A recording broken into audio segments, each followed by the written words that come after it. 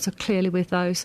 But I think at the moment it's inappropriate to comment while the police are doing their investigation, which obviously we support them in.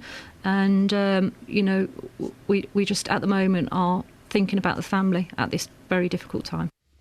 The European Court of Human Rights is expected to determine whether prisoners who've been denied the vote are entitled to compensation.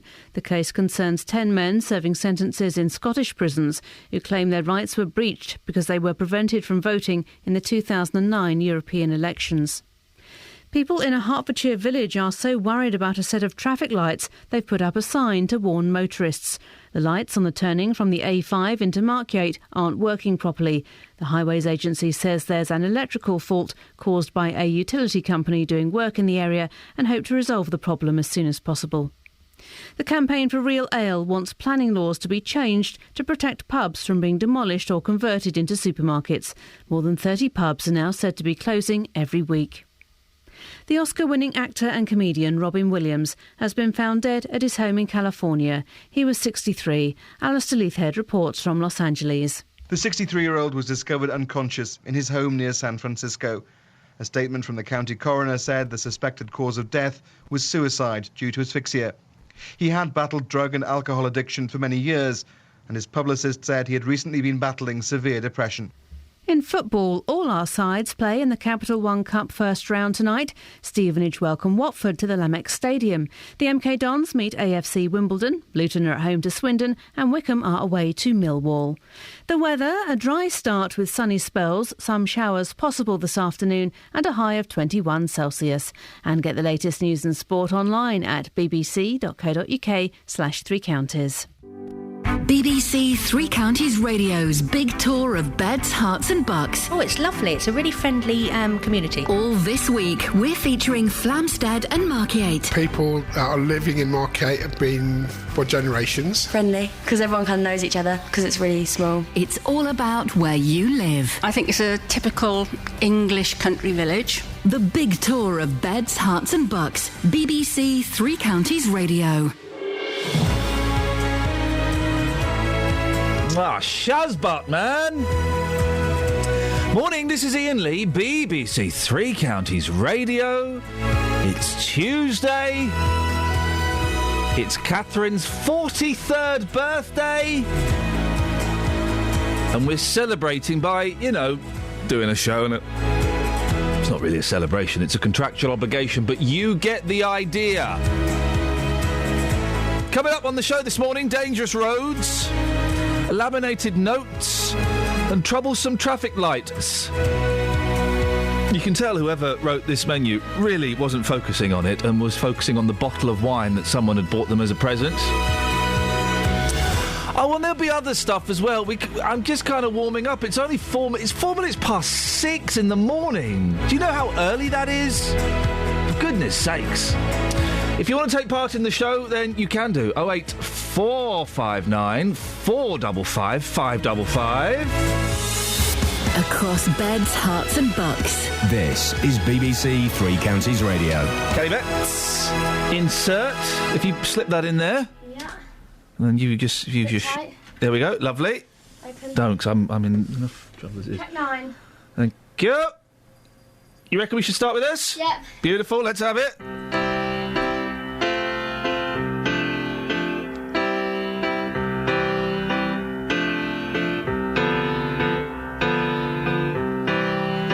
One time I trusted a stranger 'cause I heard his sweet song, and it was gently enticing me, though there was something wrong. But when I turned, he was gone, blinding me. His song remains reminding me he's a bandit and a heartbreaker. Ah, but Jesus was a cross maker. Sweet silver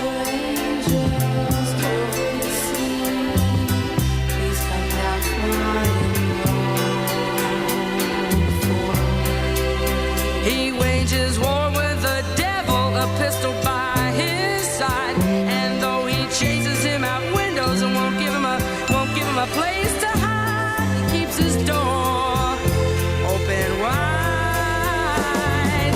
Fighting him, he lights a lamp, inviting him, he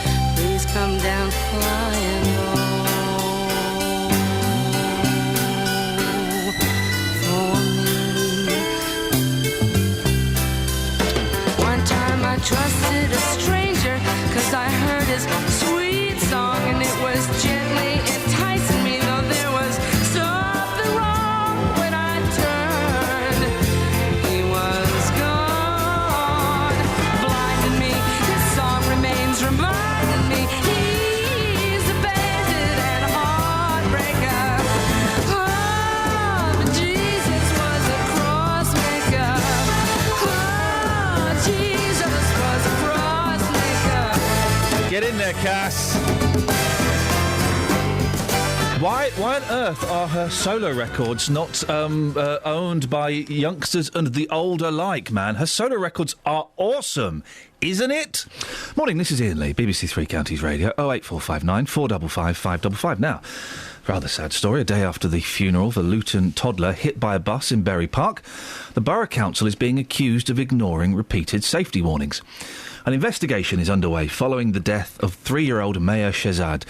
Meanwhile, a number of local business owners have contacted this show to say they've been asking the local authority to do something about dangerous levels of congestion in the area for years.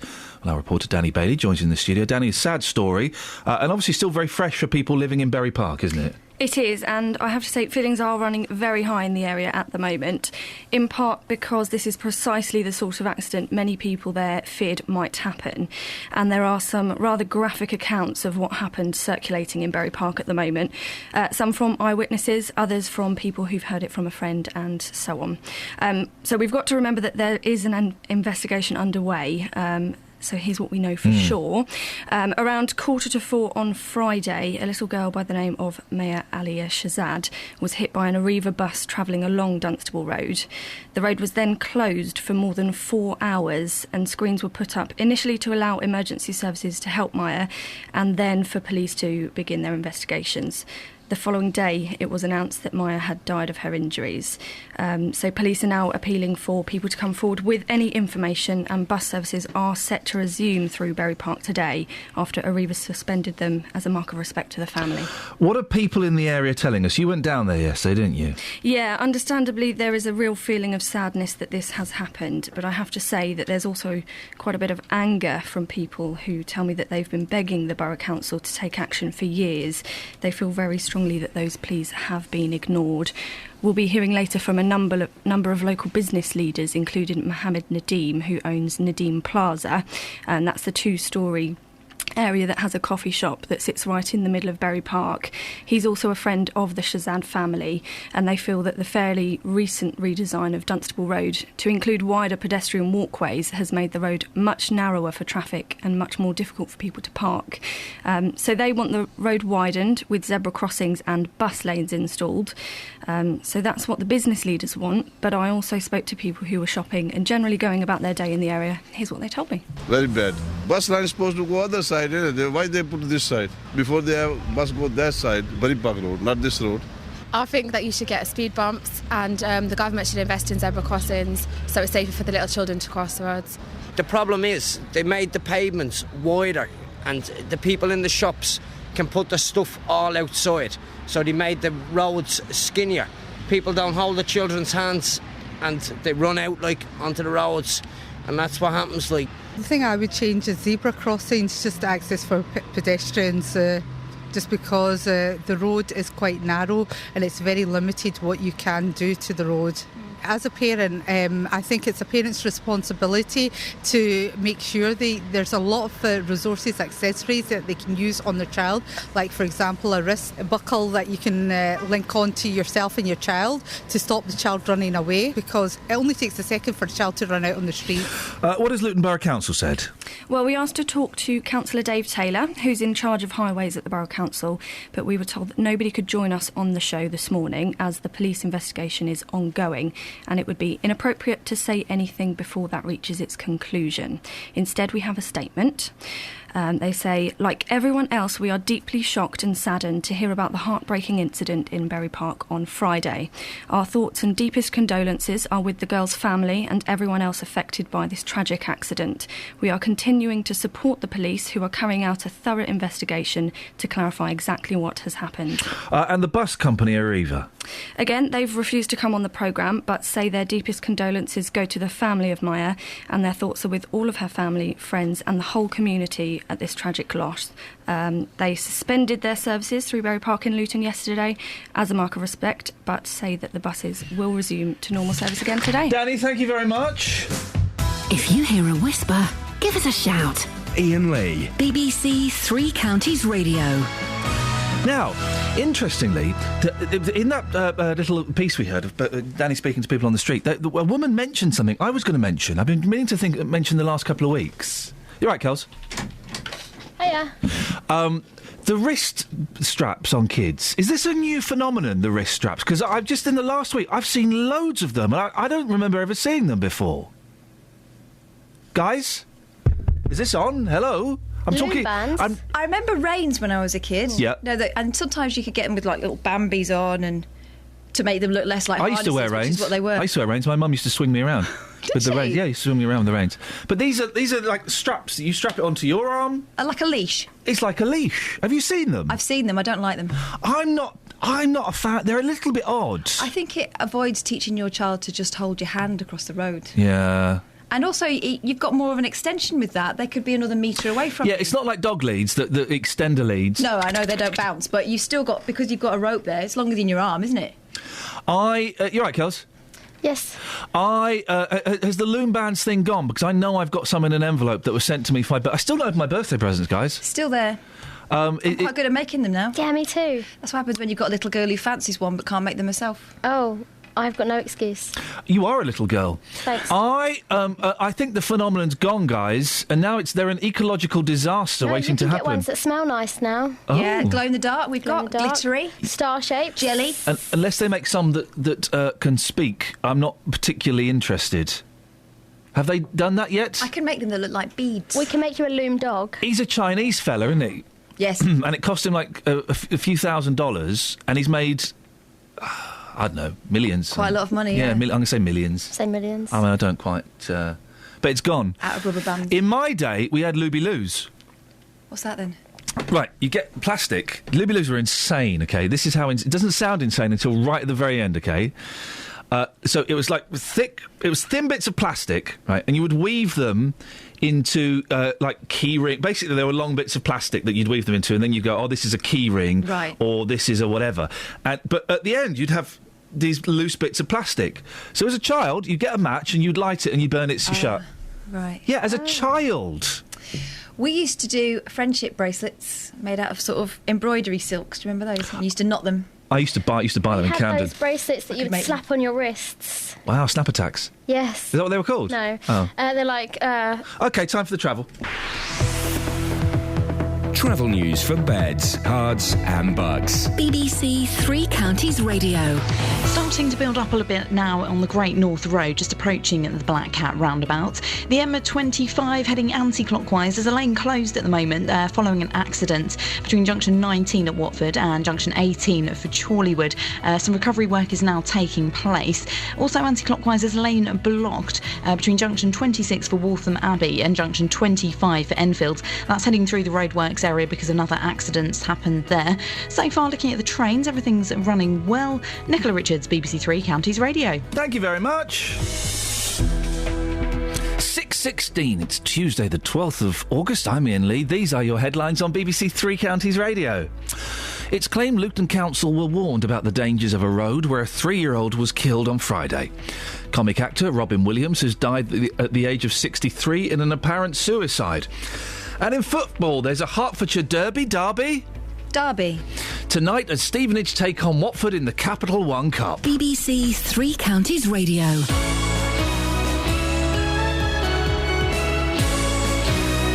Can I just say, guys, there is no chance we're playing Adele next. You've got 51 seconds to find us something decent. The JVS Show on BBC Three Counties Radio. This morning, I'm highlighting one of the biggest traffic problems in beds, hearts and bucks.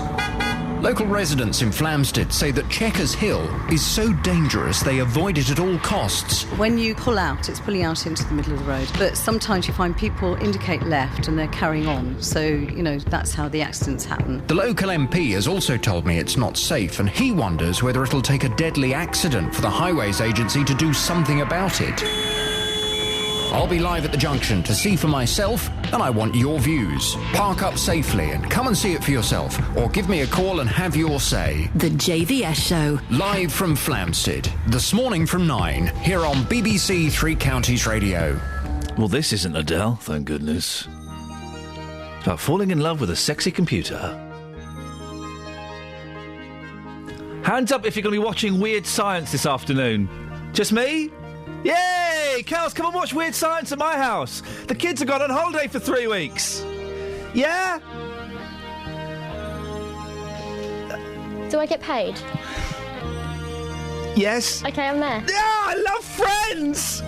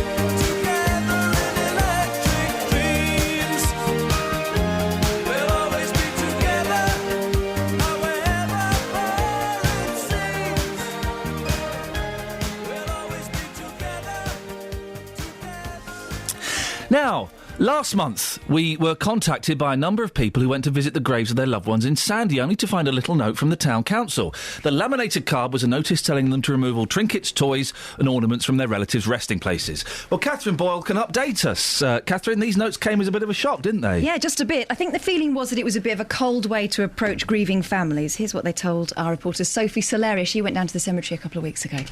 Well, I come down, I think it was last Thursday, and I found the sign put on my son's grave, which I thought was a bit disgusting and a bit unfair, you know, because I think they should have posted it or let us know in a different way, not putting them on the graveyard. And so tell me about Billy and how old he was. He was 14. He went to the doctors for a water infection, but he had burst appendix, and the doctors didn't pick it up. And he passed away tragically in December. Yes. Can you take me to Billy's grave? Yeah, certainly. We've just arrived where Billy lays. So what we're looking at here is a wooden cross, 3 solar-powered ornaments. One with a butterfly on, a dragonfly and also a flower. Someone's put some loom bands on them as well. And then next to the loom bands there's a plastic hand, blue hand, that says "High Five, Billy." Yeah, that's from another child, from 2 more children. There's a tiny little cross as well that's made out of stone that says "Dear son, we miss you." Yeah. All of that has to go, does it? Yep, everything. I noticed that these laminates are on near enough every single gravestone that there is. One over there with a wooden cross and nothing else. A wooden cross and a laminate. Let's read one of these laminates, shall we? We are sorry, but trinkets, toys, ornaments and lighting are not permitted on graves in this cemetery. Please remove them immediately. If items have not been removed by the 1st of September, the council will dispose of them. That's Sandy Town Council in red lettering at the bottom. Yeah. When you first saw this laminate, Melanie, how did you feel? I was disgusted with it. I did walk the churchyard to check to see if everybody's got them, but it only seems to be in this little area here. The baby graves on the other side hasn't got any. We're now joined by Janet and her husband. Sir, what's your name? Roy. Oh. Roy's truly upset about this. You're crying, Roy. Please tell me, if you can, why this is upsetting you so.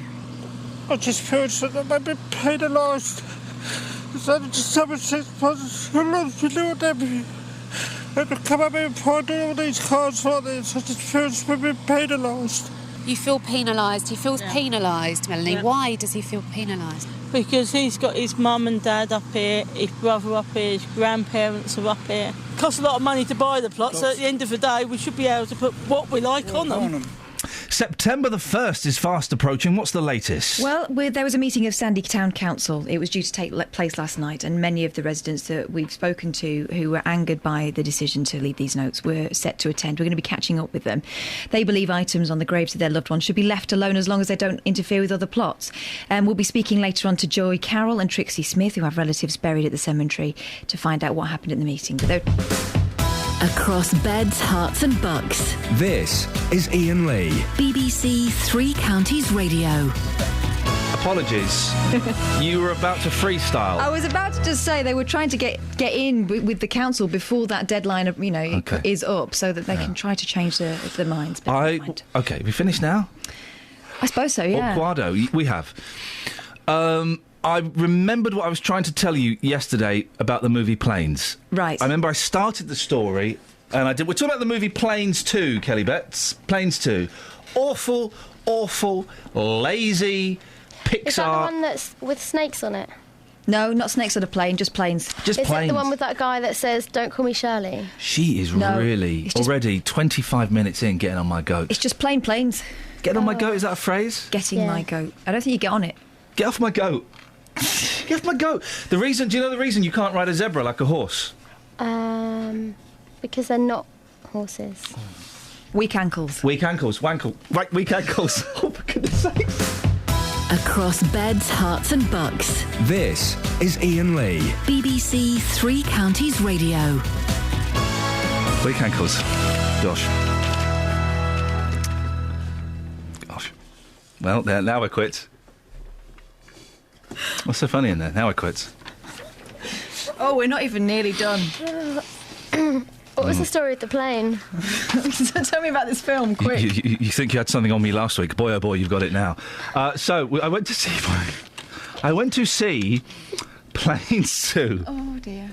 I tell you what I'm going to get a record because I just don't think you guys... That's what I'm desperately trying to... I got one. There we go. Man alive, they're going to get me this week, aren't they? Good day, sunshine. Good day, sunshine. Good day, sunshine. I need to laugh, and when the sun is out, I've got something I can laugh about. I feel good in a special way. I'm in love and it's a sunny day. Good day, sunshine. Good day, sunshine. Good day, sunshine. We take a walk, the sun is shining down, burns my feet as they touch the ground.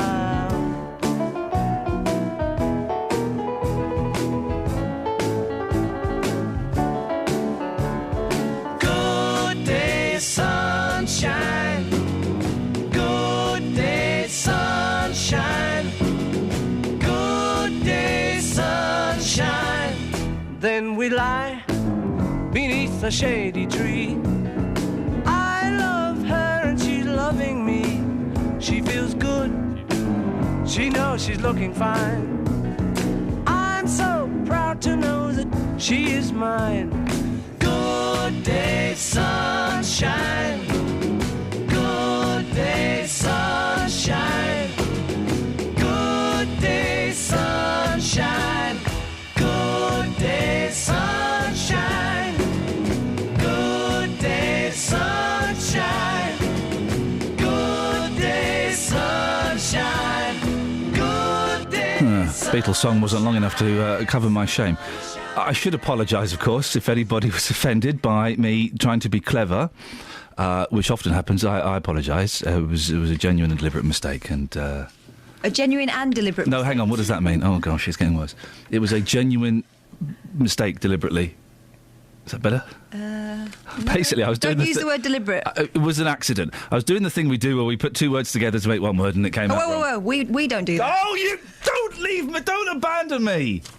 For goodness sakes. You had 2 weeks How's your gardening garden leave. looking? Yeah, I was going to say. It needs a little tending. Anyway, guys, let's move on. That never happened. And the... It did happen. No. 08459 455 555, guys. Let's okay. Yeah. Travel news for beds, cards and bugs. BBC Three Counties Radio. Building up a bit now on the speed sensors on the Great North Road approaching at the Black Cat roundabout at the moment, where those roadworks are continuing. On the M25 heading anti-clockwise, there's a lane closed at the moment between junction 19 for Watford and junction 18 for Chorleywood. That's following an accident. There's some recovery work that's now taking place. Also anti-clockwise on the M25, there's a lane blocked between junction 26 for Waltham Abbey and junction 25 for Enfield, heading through the roadworks area. There's been an accident there as well. At the moment, services suspended on the Bakerloo line between Queen's Park and Harrow and the Wealdstone due to a signal failure. Nicola Richards, BBC Three Counties Radio. Across beds, hearts and bugs. This is BBC Three Counties Radio.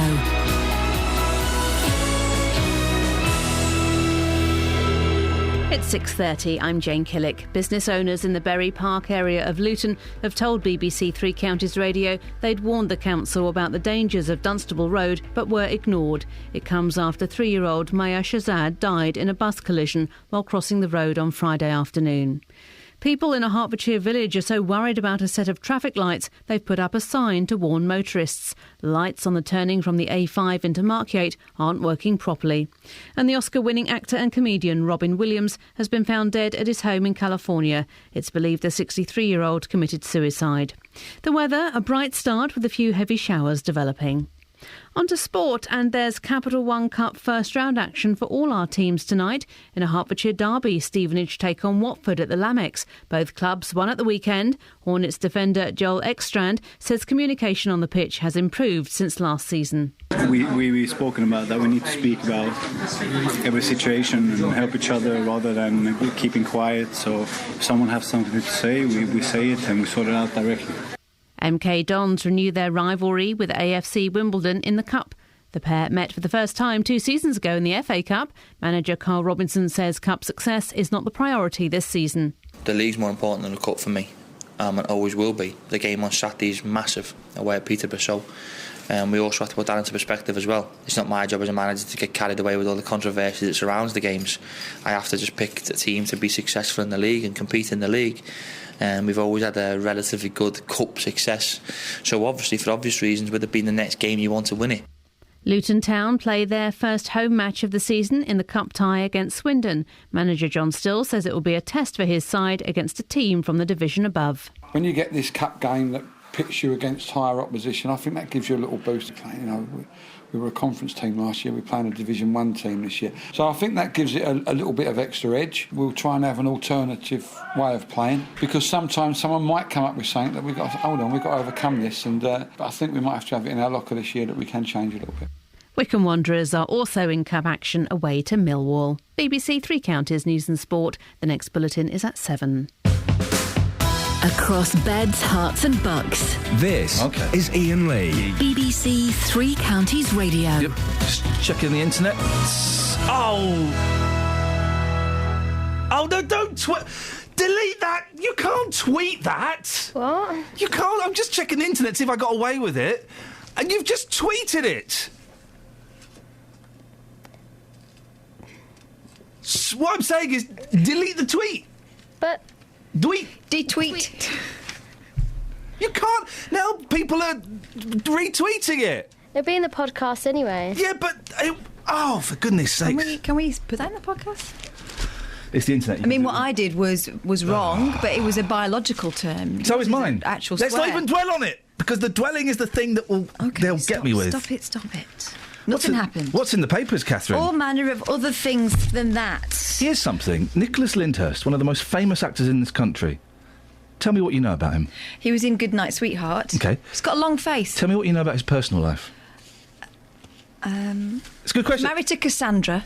Right. He's got a child. Kelly.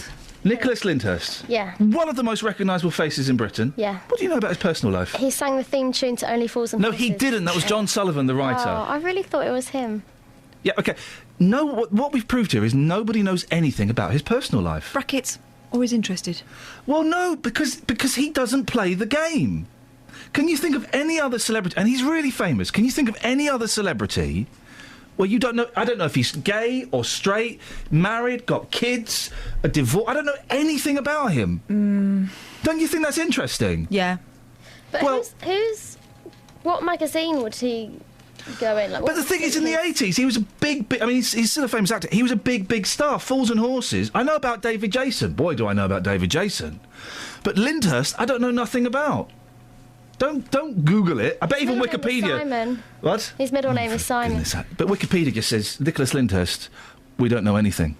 Does it? Sure, why not? It will do in a minute, because you can change it, can't Right, you? OK. Well, Can someone change Nicholas Lyndhurst's Wikipedia anyway, page? so what about him? No, it's just in the paper. And he's... I just think, I don't know anything about that man, and I find that interesting. Yes. All right, go on. I wish I knew a little less about you. I tell you what I'll do then, I'll remove that, shall I? Please, if you don't mind. Mini fry-up is ideal if you're a little hungry. The traditional British fry-up is making a comeback. Do you want a birthday break? Yeah. Happy 43rd. I'm not 43. I was being polite. While a large plate of eggs, bacon, sausages, fried bread, tomatoes and mushrooms... I don't get the tomatoes in a fry-up. No, I think that's to make you try and feel like you're being healthy. But it's a fried tomato, isn't it? May still be a favourite at weekends. It's being... Yeah, of course it is. On a weekend, I can't or be bothered grilled. frying up. Can you fry up on a weekend? Can't be bothered. Well, I might do this weekend. Oh, yeah. Cat's away, the mice are going to be running all over the shop. Eating fried stuff. People apparently want much smaller portions and for only one element to be fried, usually the eggs, in a week. What is this?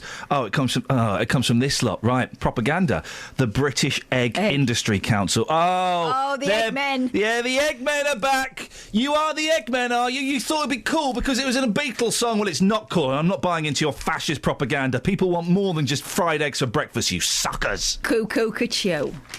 What you got? Baby fear stops 1 in 3 bosses hiring women. We had this last week. I interviewed... none of you were here last week. No, I interviewed Ellis, who is excellent, by the way, Kelly. Oh, you've just pulled your fader thing off. Don't be careful. I know where you were going with that.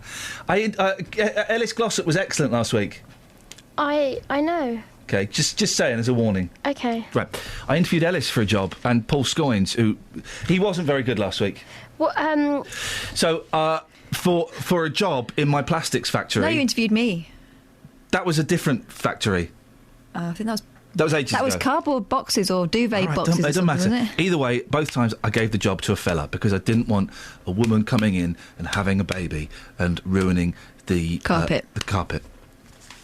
Not the carpet, the workflow situation. I think you'll find that a lot of your favourite people in this office are the women, so... Oh, look, everyone's retweeting it now. Well, let's just talk about something else. A third of managers would rather employ a man in his 20s or 30s than a woman the same age because of maternity leave, according to a study. Hey, 1 in 3, the men can take time off too now. You might want to rethink that. The survey... Yeah, but we're not going to be sitting there going, oh, I really need to eat a bit of coal and Marmite. And then you got all the guys in the office trying to find coal and Marmite for the lady. Well, I've been pregnant twice in this office. I didn't eat any coal or Marmite. Oh, Gory, I can't eat coal and Marmite. It's a craving for my baby. No, sausage rolls. My first is 50% then I'd have to rush off meat. I'd have to rush off to Greg's for you. Yeah.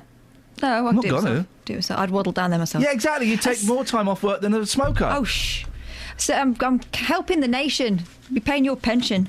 The survey of 500 managers by law firm Slater and Gordon also found that 40% would be wary of hiring a woman who already has a child or hiring a mother for a senior role. Might as well give up now. Kelly's found out some Nicholas Lyndhurst facts. Sorry, say that again? We'll find them after this from Frozen. What's the issue? Oh, by the way, I had so many angry tweets and emails from dads yesterday and a few mums saying, "Oh, thanks a lot for this. We have to listen to this rubbish in the car." Rubbish? Why? Now we've got to listen to it on the radio. The Frozen soundtrack. The Frozen soundtrack is one of the best 5 albums of all time. Oh. Yeah? Back to the songs. Oh, dear. Why are you holding back from such a man? Is it the clumpy way he walks? Or the grumpy way he talks? Or the pear-shaped, square-shaped weirdness of his feet? And though we know he washes well, he always ends up sort of smelly. But you'll never meet a fellow who's as sensitive and sweet. So he's a bit of a fixer-upper. So he's got a few flaws.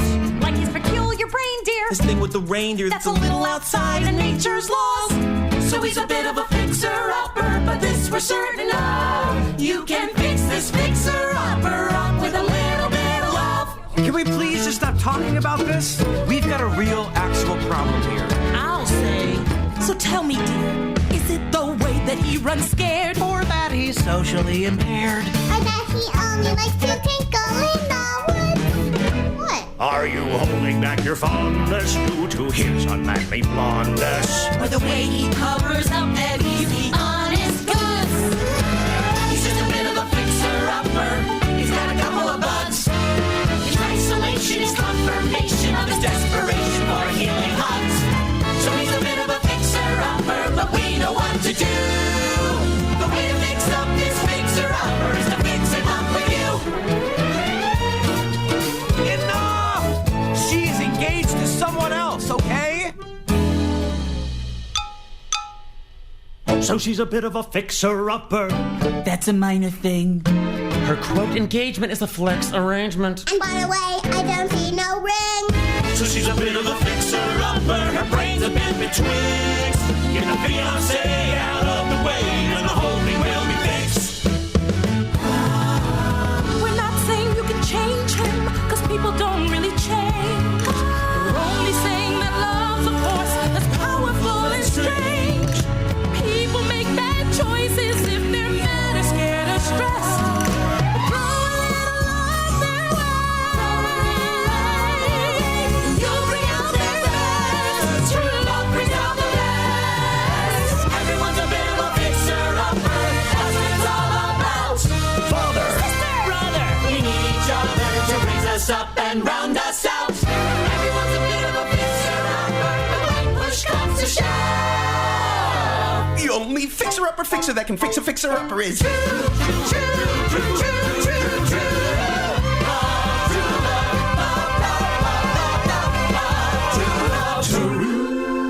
you, Anna, take Christoph to be your trollfully wedded... Wait, what? You're getting married. Well, I hope you enjoyed that song. We couldn't hear it here. No, but we kind of know it anyway, don't Yes, we know it. we? It goes around our heads like hold music. What you got in the papers, Kat? Soundtrack. Well, on front page, we've got to address this, that Robin Williams commits suicide. Oh, man! That's in quotes. This is what they think may have happened. But Oh, man. It was one of those things where I turned on Twitter this morning and it was just full of Robin Williams, rest in peace. I'm thinking, oh, gosh, this is very sad. not a huge surprise, though, is it, really? Because it was reported a few weeks ago that he was struggling, but still, it's awful. Hey, I heard a really bitchy presenter on another radio station, I won't even give him the oxygen of naming him, a few weeks ago, being really nasty about Robin Williams going back into rehab. He was doing the whole, what has a multi-millionaire actor got to be depressed about? He's probably back on drugs. He may have been back on drugs, he may have, but, you can still be depressed and be a millionaire. Sound of compassion. Someone trying to sort themselves out and you stick the boot in. It's weird. It's I'm completely honest, his last few films have been rubbish, but Mork and Mindy, but I love Popeye, even though everyone else hates Popeye. I went to the pictures to see Popeye. I flipping love it. I think it's a masterpiece. You look at this, it's so stylised, it's wonderful. What was the one I was watching a couple of months ago probably, where he's with Jeff Bridges, and Jeff Bridges is the radio host. Oh, Good Morning Vietnam. No, not that, not the Fisher King. Maybe it was the Fisher King. Anyway, Sad, man. Dead poets, of course, to find a generation. Yeah, it's sad, man. Yeah. Hey, here we go. So, OK, while we're doing the gruesome stuff, 12 and 13 of the Daily Mail, it's the pictures of the baby that was in a buggy on the London Underground, and the buggy kind of rolled onto the track. Have you seen this? The buggy rolls onto the track, and the mum climbs onto the track to rescue the kiddie. I saw the Twitter stuff yesterday, and it was a kind of, wow, a baby's been saved from the track. Yeah. And there was no comment as to how it got there. When you see the pictures in the mail the this Daily morning. Express kind of do a, wow, heroic mum. But then when you look at the chain of events that caused this to happen, it's a mixture of bad luck and I'm going to say it's stupidity. So the chain of events are, there's a gentleman carrying a buggy down the stairs, as you have to do at the platform. He puts the buggy facing the stairs, so side onto the platform. Then he goes upstairs to get another buggy. A freak gust of wind goes by, turns the buggy around. Which sounds like something from Poltergeist. You first thing you said was, oh, it's a ghost did it. I was joking. But it was just such bad luck, isn't it? So the buggy gets turned around, so the wheels are now aligned with, moving towards the rails, and that's exactly what happens. And then there's another gust of wind, and it blows the thing. But first of all, OK, whenever the few times I've taken my boys when they were in buggies on the Underground, never let go of it. Brakes were always on, and never let go of it at all. Plus, it's a nightmare even trying to do that. And to leave that at the bottom of the stairs, I'm sure the person could probably see the kid and stuff, but it's just the most frightening thing. There's more to this one, isn't there? Now they're looking for the couple involved. I feel sorry. There's a lad on the platform who's been dragged into this story through no fault of his own. Well, it does look like he's not doing anything. Well, he doesn't for most of it. He doesn't notice, OK? He's got his headphones on. He's got his back to the scene. At the very, very end, he notices. He's watching what's going on with his arms crossed, which is never a good look, is it? There's a toddler in the other buggy. Anyway, it's terrifying. Yeah. 08459 455 555. We'll have more from the papers after the travel. Travel news for beds, cards and bugs. BBC Three Counties Radio. The M1 at Luton Spur starting to look a little bit busy between junction 10A for the Kidneywood roundabout and junction 10 for Luton Airport. Those major roadworks continue there. So far the A414, that's looking good around the Park Street roundabout. Not seeing any problems there. On the M25, they're heading anti-clockwise. There's a lane closed at the moment between junction 19 for Watford and junction 18 at Chorleywood. That's following an accident and recovery work that's now taking place. Also queuing on the M25 anti-clockwise between junction 26 for Waltham Abbey and junction 25 for Enfield following an accident there, and services suspended at the moment on the Bakerloo line between Queen's Park and Harrow and the Wildstone following signal failure. Nicola Richards, BBC Three Counties Radio. Thank you very much. Right, 6:46. It's Tuesday, the 12th of August. I'm Iain Lee. These are your headlines on BBC Three Counties Radio. Business leaders in the Bury Park area of Luton say they warned councillors about a road where a 3-year-old girl died. Villagers have put up their own sign on the A5 in Hertfordshire where traffic lights aren't working properly. And tributes are coming in for actor Robin Williams, who's been found dead in California. Let's get the weather. Here's Kate. Beds, Herts and Bucks weather. BBC Three Counties Radio.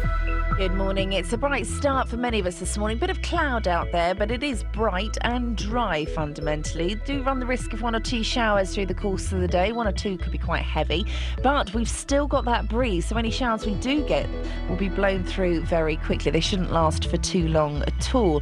Temperature feeling quite fresh this morning because we had clear skies overnight. Temperature snuck down almost into single figures. It's ranging between 11 and 13 Celsius across all 3 counties at the moment, so it is fresh, and that breeze is going to keep things feeling quite cool through the day. Maximum temperature though getting up to around 20, maybe 21 Celsius. Overnight, any showers we do get will die out. We'll get some long clear spells, hanging on to the breeze to start with, but gradually as the night wears on it will fall a little lighter, not disappear completely, but it will start to decrease. Minimum temperature 12 Celsius. Tomorrow a similar day, again quite cool with that breeze, bright sunny spells, but also 1 or 2 scattered showers. And that's your forecast. Nick Coffer, across beds, hearts and bucks. I'm at Bletchley Park today for a very, very important special occasion. For me, being out of the studio is about putting faces to names and bringing to life all that's brilliant about beds, hearts and bucks. If you know the high street here and you've never seen what goes on behind you, you really should, because it's like a whole new world. Nick Coffer. I think for my listeners, they get a chance to hear about places they may never have visited. In fact, they may never have heard of. And also, they hear the stories from the people that bring those places to life. That is one of the mysteries of Abbots Langley Fire Brigade. Nick Coffer, across What beds, is the hearts and mystery? bucks. On BBC Stop Three Counties teasing us, Radio. Nick! Stop teasing us, old man! What is the flipping mystery of Abbots Langley Fire Brigade? What is the mystery? We've had a listener who's been tempted to ask the radiator man from Abbots Langley what the mystery is. I had an Do you all email. know? If you're from Abbots Langley, do you know what the mystery is and you're keeping it from us? I had an email saying from a regular listener to the show, Scott, who says, my mum is having a radiator installed. The installer is from Abbots Langley. I really want to ask him what the mystery of the fire station is. Careful though, it might be like the Wicker Man. You don't want... It would be like taking that pill in the Matrix. Once your eyes have been opened, they cannot be closed. They cannot be closed. What have you got in the papers? There's one here. Plight of millions without friend. Millions of Britons admit they are lonely and unloved because they do not have one close friend. Oh. The vast majority of people have at least one person they can turn to in times of need, but almost 1 in 10 adults do not, a study has found. That's sad, isn't it? This is from I think Relate. I think you've forgotten how to do this. We kind of do like the kind of the lighter end of... It's a sideways glance at the wacky news stories of the day. Okay. Well, the good news is that they've obviously got lots of good time friends, just no one that they can moan to. Would you be my good time friend? No. OK. Can I just say, yesterday, I became a 15-year-old boy again for a moment. Again? What do you mean? Well, I was 15... You're getting older. Normally you're about 12. My wife texted me a photograph of something, right? Some scribble. I was going, what is this? What is this childlike... Oh, my days, it's Jackie Chan's autograph. She got me Jackie Chan's autograph. I flipping love Jackie Chan. Apparently the reason that the writing on it was so bad is he was beating the whatever out of 15 people at the same time as signing that autograph. Because he'd been on the One Show, and that happened. He'd been on the what? Jackie Chan was on the One Show, guys. I got Jackie Chan's autograph. That's up, and it came downstairs, and it's in the kitchen. That's up there. The coolest autograph I've got are all the monkeys on a CD and Jackie Chan. That's it. I'm done now. I'm done. I've only got noddy holders. Oh, and Jim Bacon, the weatherman.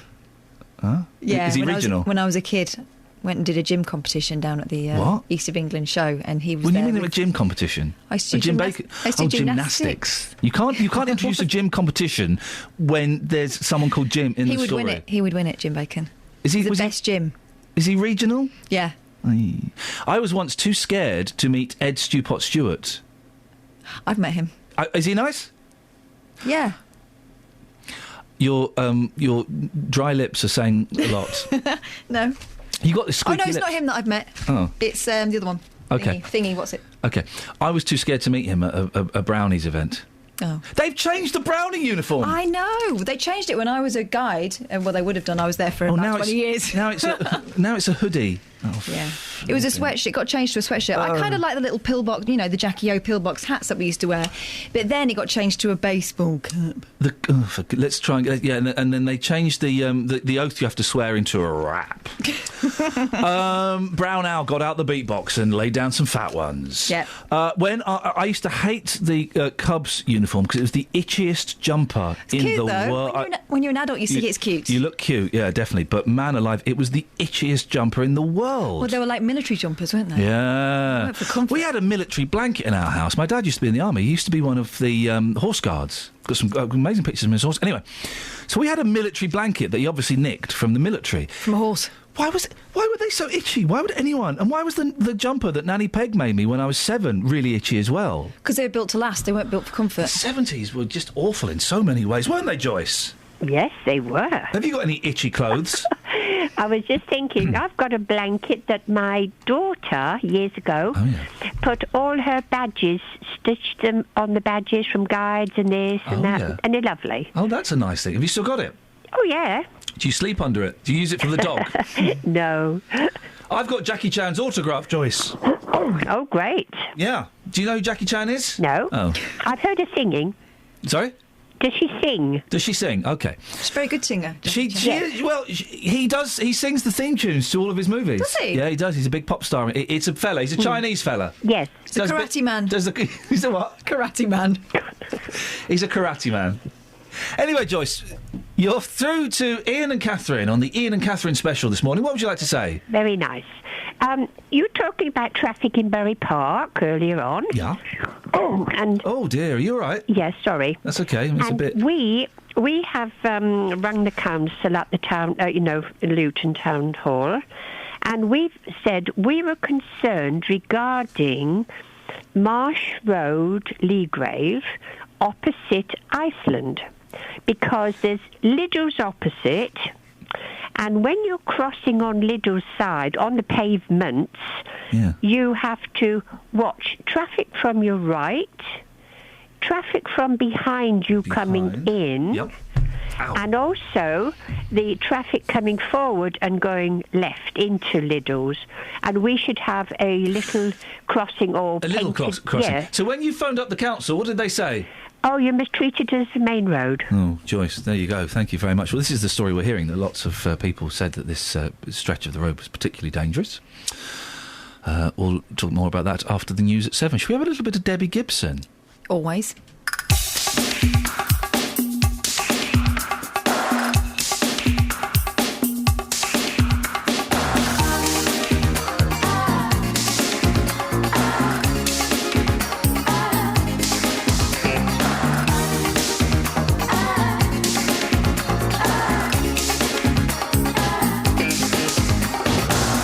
Every time I'm telling secrets, I remember how it used to be.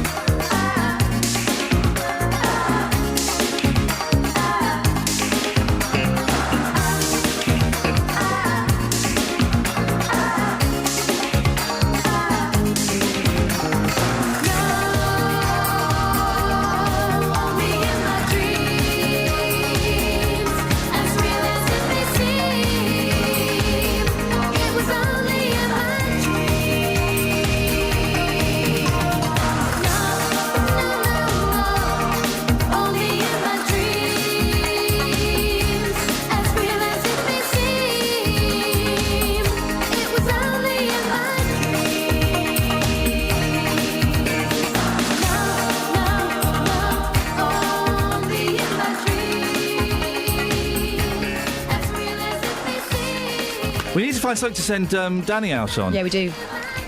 We should have been thinking about that during that record instead of just gossiping. What about who's your best friend? What? Yeah. What? Because 1 in 10 doesn't have a close friend. No. Well, we can celebrate best friends. Oh, no. That'd be nice. No. How about this one? Nice day for a fight wedding. A bride told last night how she was punched to the floor in her gown by a male guest from a rival wedding at a posh hotel. They've both been booked in and it got a bit nasty. Wedding crashes. S Club 7 are getting back together. Yeah? Kels, S Club 7, I know you do some work at Radio 1. All of them? Yeah. All 7 of them. Because they have been S Club 3 for a while. S Club 4, Joe, Bradley, Tina and Paul. Oh. OK, she's right, OK. She's picking stuff off her jumper. OK. A man has been killed by an e-cigarette. Guys? Do you want to anger the vapists again? Probably best not to. Kelly's got one. What do you know about Nicholas Lyndhurst? She's good, man. She's good. It's going to be a quiet one, though, isn't it, as a Vox? He's actually fascinating. Go on. Is he? Go on, what do you know? He keeps bees. I've got a thing about beekeepers. They are the dullest... I say this with the greatest respect. They are the dullest people in the world. Everyone thinks it's a bit wacky to have bees. No, it's not. Bees just live in bushes anyway. So you having bees in a box is not wacky, it's stupid. Go and buy honey. I quite fancy having a little go, though. You look good in the thing with the mask on. Puffing the smoke out, innit? Yeah? Travel news for beds, cards and bugs. BBC Three Counties Radio. The M25 heading anti-clockwise, one lane closed and long delays at the moment following an accident between junction 19 for Watford and junction 18 for Chorleywood. Looking quite busy now to junction 21 for the M1. There is some recovery work now taking place, causing delays. Also anti-clockwise in the M25, it's queuing between junction 26 for Waltham Abbey and junction 25 for Enfield following an accident there. And the Barnet bypass is looking heavy on camera between Stirling Corner and Mill Hill Circus. Taking a look at the train, services suspended on the Bakerloo line between Queen's Park and Harrow and the Wildstone. Nicola Richards, BBC Three Counties Radio. Thank you, Nicola. Right, lots coming up in the next hour of the show. If you want to take part, give us a call, 08459 455 555. Here's the news with Jane. Local and vocal across beds, hearts and bucks. This is BBC Three Counties Radio.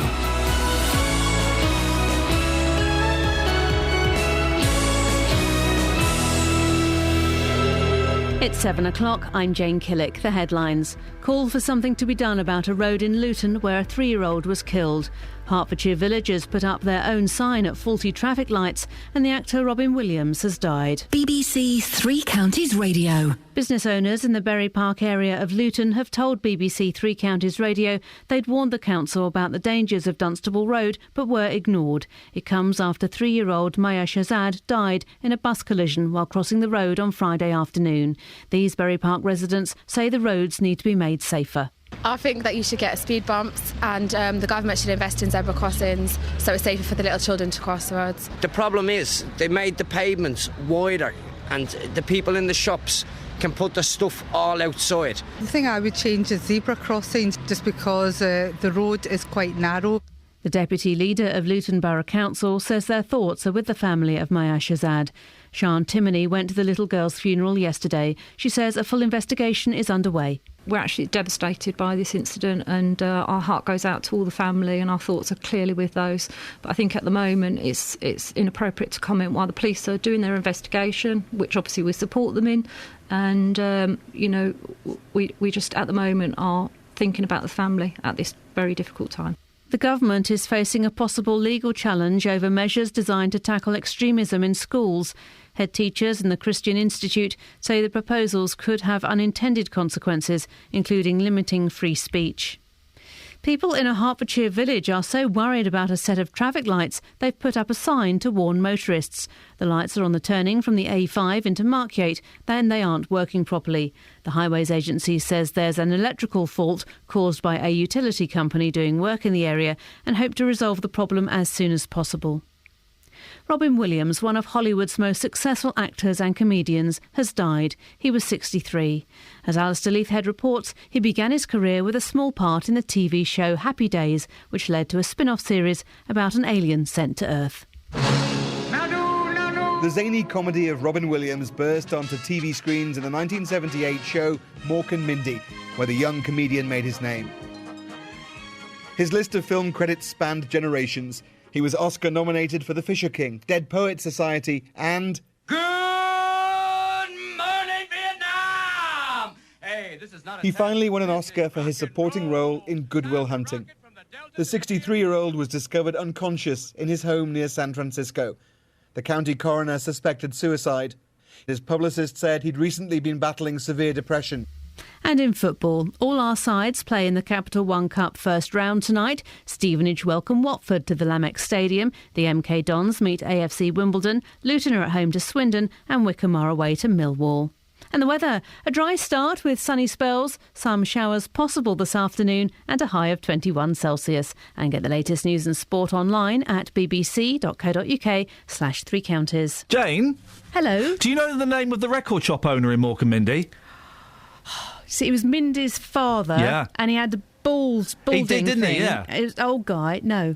Go and Google it. I can't say it on the radio. Is it really? Is it not sayable? No, it's not sayable on the radio. The word means nothing in the United... But saying that, I've said it already once this morning. He's not called Randy, is he? No, it's even worse than that. Go and Google. Okay. BBC Three Counties Radio's big tour of beds, hearts and bucks. It's friendly, nice, quiet village. Great place to bring up your children. It's all about where you live. It's a pretty village with a lovely medieval church. All this week, we're featuring Flamstead and Markyate. Everyone knows each other. Everyone gets along. It's really friendly and it's really nice to live in. The big tour of beds, hearts and bucks. BBC Three Counties Radio. And of course, who knows what television show Mork and Mindy was a spin-off from? Catherine, do you know? Happy Days. Yeah, oh. She said that and we weren't listening. Oh. Meh.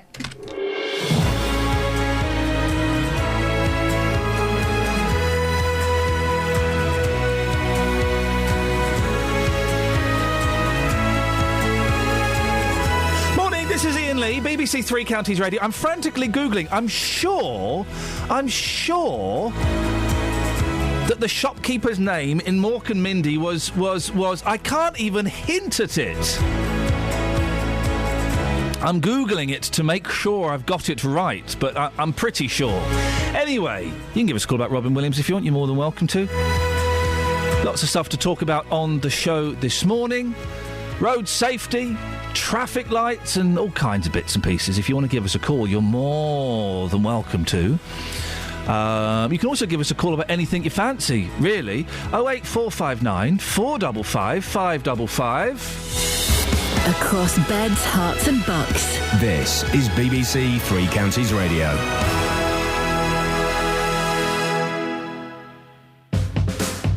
Across beds, hearts and bucks. This is Iain Lee. BBC Three Counties Radio. Now, a day after the funeral of a Luton toddler hit by a bus in Bury Park, local business owners are accusing Luton Borough Council of failing to address their repeated calls to tackle traffic in the area. Danny Bailey has been to the area. Danny, who did you speak to and what did they have to say? So I spoke to Naveed Nazir and Mohammed Nadeem. They're local business owners. They run the Nadeem Plaza in Bury Park, and they say that they've been urging the council to act for years, but their pleas have been ignored, and now their worst fears have become a reality. I spoke to Naveed Nazir yesterday. It's absolute shambles. There's always traffic jams here. There's never enough parking. I think it's a disaster. And what would you like to see done about it? First and foremost, I would like to see the buses moved from here, going through Dunstable Road. The road needs to be widened as well. Obviously, with the tragic event that took place, something like this was waiting to happen. There's not even one single zebra crossing in Bury Park. There's traffic lights, but no zebra crossings. They've got the humps on every 100, 200 yards, but they're not a priority for a driver to stop. Even with the bus drivers, I be here on a daily basis, and a lot of the bus drivers are very arrogant. Even if there's a space in front, they're not going to move to that space. They're going to, just stand their ground. They've got no awareness of other road users, the pedestrians. It's very, very bad. And obviously your office here is at the top of Nadeem Plaza, so you can see all around where the road forks and ahead up onto Dunstable Road. So you must see this on a daily basis. I see arguments with bus drivers and other road users. I see arguments with bus drivers and pedestrians. There definitely needs to be more parking. And the way they've made this system where the buses could park in the middle of the road to pick up passengers whilst the other cars have to wait behind, if nothing is done, there's going to be more incidents happening. And you witnessed some of the event on Friday. I did. I turned up at the scene about 10 to 15 minutes after the incident had occurred. I was there with the family. Obviously, I know the family quite well. And I was trying to help contain the family. But obviously, with such a big situation, you know, the little baby dying, so on and so forth, the police were there as well. I mean, it happened at an incredibly busy time of day. Yeah. It was an absolute shock to everybody. There was people standing around looking at what was going on. Obviously, you're going to get onlookers regardless of, you know, if there's been an incident taking place, there's going to be onlookers standing around. We were trying to contain the family. Obviously, they were very distraught. A baby's just died. How are the family now coping? The family are not coping very well with this situation. They're saying they need answers. Their baby has died. Without answers, things are going to start getting messy. It's a very sad story. That was Naveed Nazir you spoke to, Danny. Who else did you speak to? I also spoke to Mohammed Nadeem, the man behind Nadeem Plaza. Here he is. We've had a lot of concerns in Bury Park for a very, very long time, and the council haven't done nothing about it. These traffic issues have been going on for many years now, and I mean, the council can't neglect us. They don't do nothing about it. You know, we need bus lanes, bus laybys, and this accident is, you know, waiting to be happen. So there's a lot of problems here. But as I said, people think this is a second class. You know, all the second class citizens live here. No one really cares about issues. I mean, these roadworks, I actually challenged the council. I could get all these roadworks sorted out in 7 days as long as they pay for it. What would you like to see done? We want to widen the road, very, very important. We want to widen. Look, they've pedestrianised it, yeah? Where are the pedestrians going to park for them to come and use, you know, the walkways they made? We need wider parking bays. We need busways, you know, to where the bus can come, pull in, doesn't quarter. And they've got this middle thing that's going all around the middle of the entire place. We need to make the roads a lot wider. And, you know, if an ambulance and a police car or a fire brigade can't get through, then it's pointless, you know, having such roads like this at the moment. And these issues, you know, I work with these businesses on a regular basis, and they've got, the council get a huge revenue from here. But yeah, they're very reluctant to come and, you know, help us out, create more parking. I mean, you know, on a busy day, it takes you half an hour getting through Bury Park. The businesses are suffering, very, very important. All the businesses are suffering. People are going on the outskirts of Luton to do the shopping because of traffic problems. And how are pedestrians going to walk on the roads when they've got nowhere to park? So, you know, Bury Park has been very neglected for a long time, and I think it's about time the council actually do something about this now. Mohammed Nadeem there, behind the gentleman behind Nadeem Plaza in Bury Park. What have Luton Borough Council said, Danny? Well, they declined to come on the programme as it would be inappropriate to speak during the ongoing police investigations. However, a spokesperson said, like everyone else, we're deeply shocked and saddened to hear about the heartbreaking incident in Bury Park on Friday. And Arriva buses, what have they said? They say their deepest condolences also go to the family. They suspended their services through Bury Park in Luton yesterday as a mark of respect, but the buses will resume to normal service again today. Danny, thank you very much. On FM, AM, online and digital radio. This is Iain Lee. On BBC Three Counties Radio. Amanda is in Luton. Good morning, Amanda. Good morning. What would you like to say? I just think there were some comments that were really unfair earlier by an interview that you just played. Go on. About the bus drivers, saying they argue with motorists, with pedestrians. They don't at all. I travel on the bus quite regularly through Bury Park, and I've never been on a bus where there's been an argument with a bus driver. I think there were very unfair comments. The problem is with Bury Park, there is no definition in places between the curb and the road. It's more like a block paved area. Yeah. So a child, an adult, has no definition between road and path. Because you normally step down, don't you, into the road, off the curb. Yeah, yeah. And there isn't that in places in Bury Park. I know Bury Park. I've driven through Bury Park. I've stayed in Bury Park. I've not used the buses in Bury Park. I can only speak from... and I am a big regular bus user.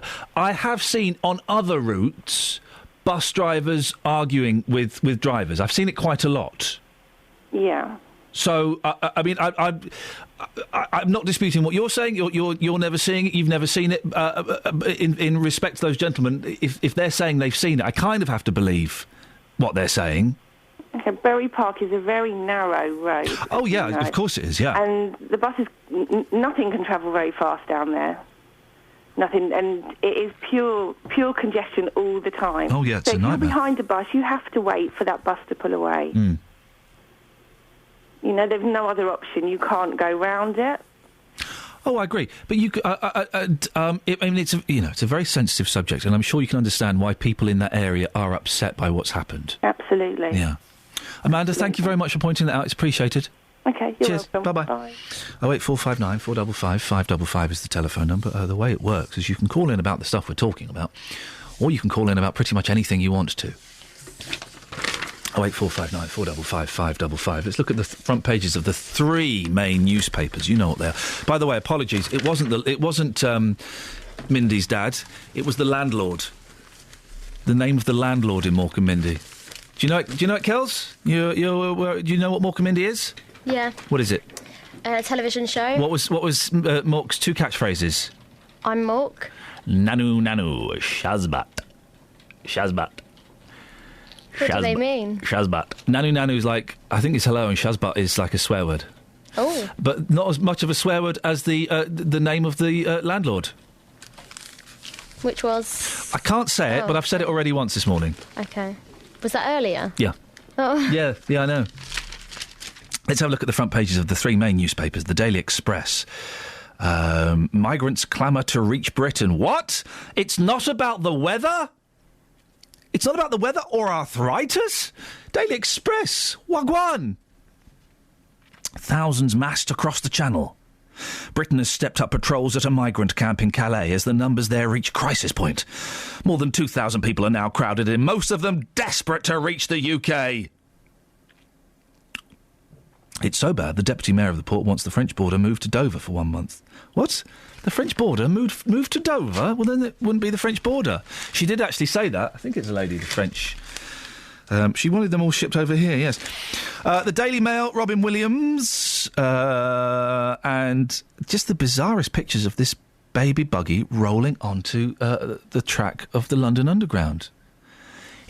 I had the thing the other day.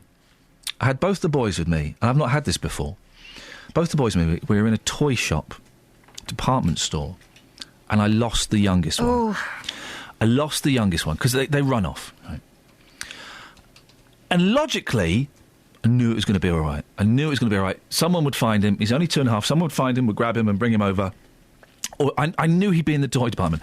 But that stomach just went, and I had my eldest with me, and I was trying not to panic because I didn't want him to think that I was worried. While at the back of your mind, you can see it being run on the news. Oh, yeah. That feeling. Horrible. It happened to me once. Yeah.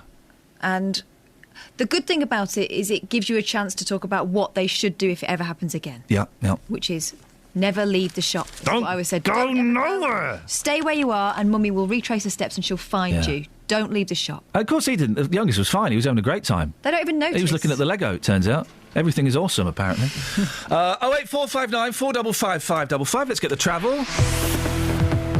Travel news for beds, cards and bugs. BBC Three Counties Radio. The M25 heading anti-clockwise, taking about 45 minutes to get through at the moment. There's a lane closed between junction 19 at Watford and junction 18 for Chorleywood. It's looking busy now to junction 21, the M1, following an accident. In Bricketwood, looking very heavy on the sensors on the North Orbital Road, just off the M25. And in Boreham Wood, it's looking very slow on the Barnet Bypass, heading southbound between Stirling Corner and Mill Hill Circus. Services suspended at the moment on the Bakerloo line between Queen's Park and Harrow the Wildstone, following a minor signal failure. Nicola Richards, BBC Three Counties Radio. Thank you very much indeed. 7:17. It is Tuesday the 12th of August. I'm Iain Lee. These are your headlines on BBC Three Counties Radio. It's claimed Luton Council were warned about the dangers of a road where a 3-year-old was killed on Friday. Comic actor Robin Williams has died at the age of 63 in an apparent suicide. And in football, there's a Hertfordshire derby tonight as Stevenage take on Watford in the Capital One Cup. BBC Three Counties Radio.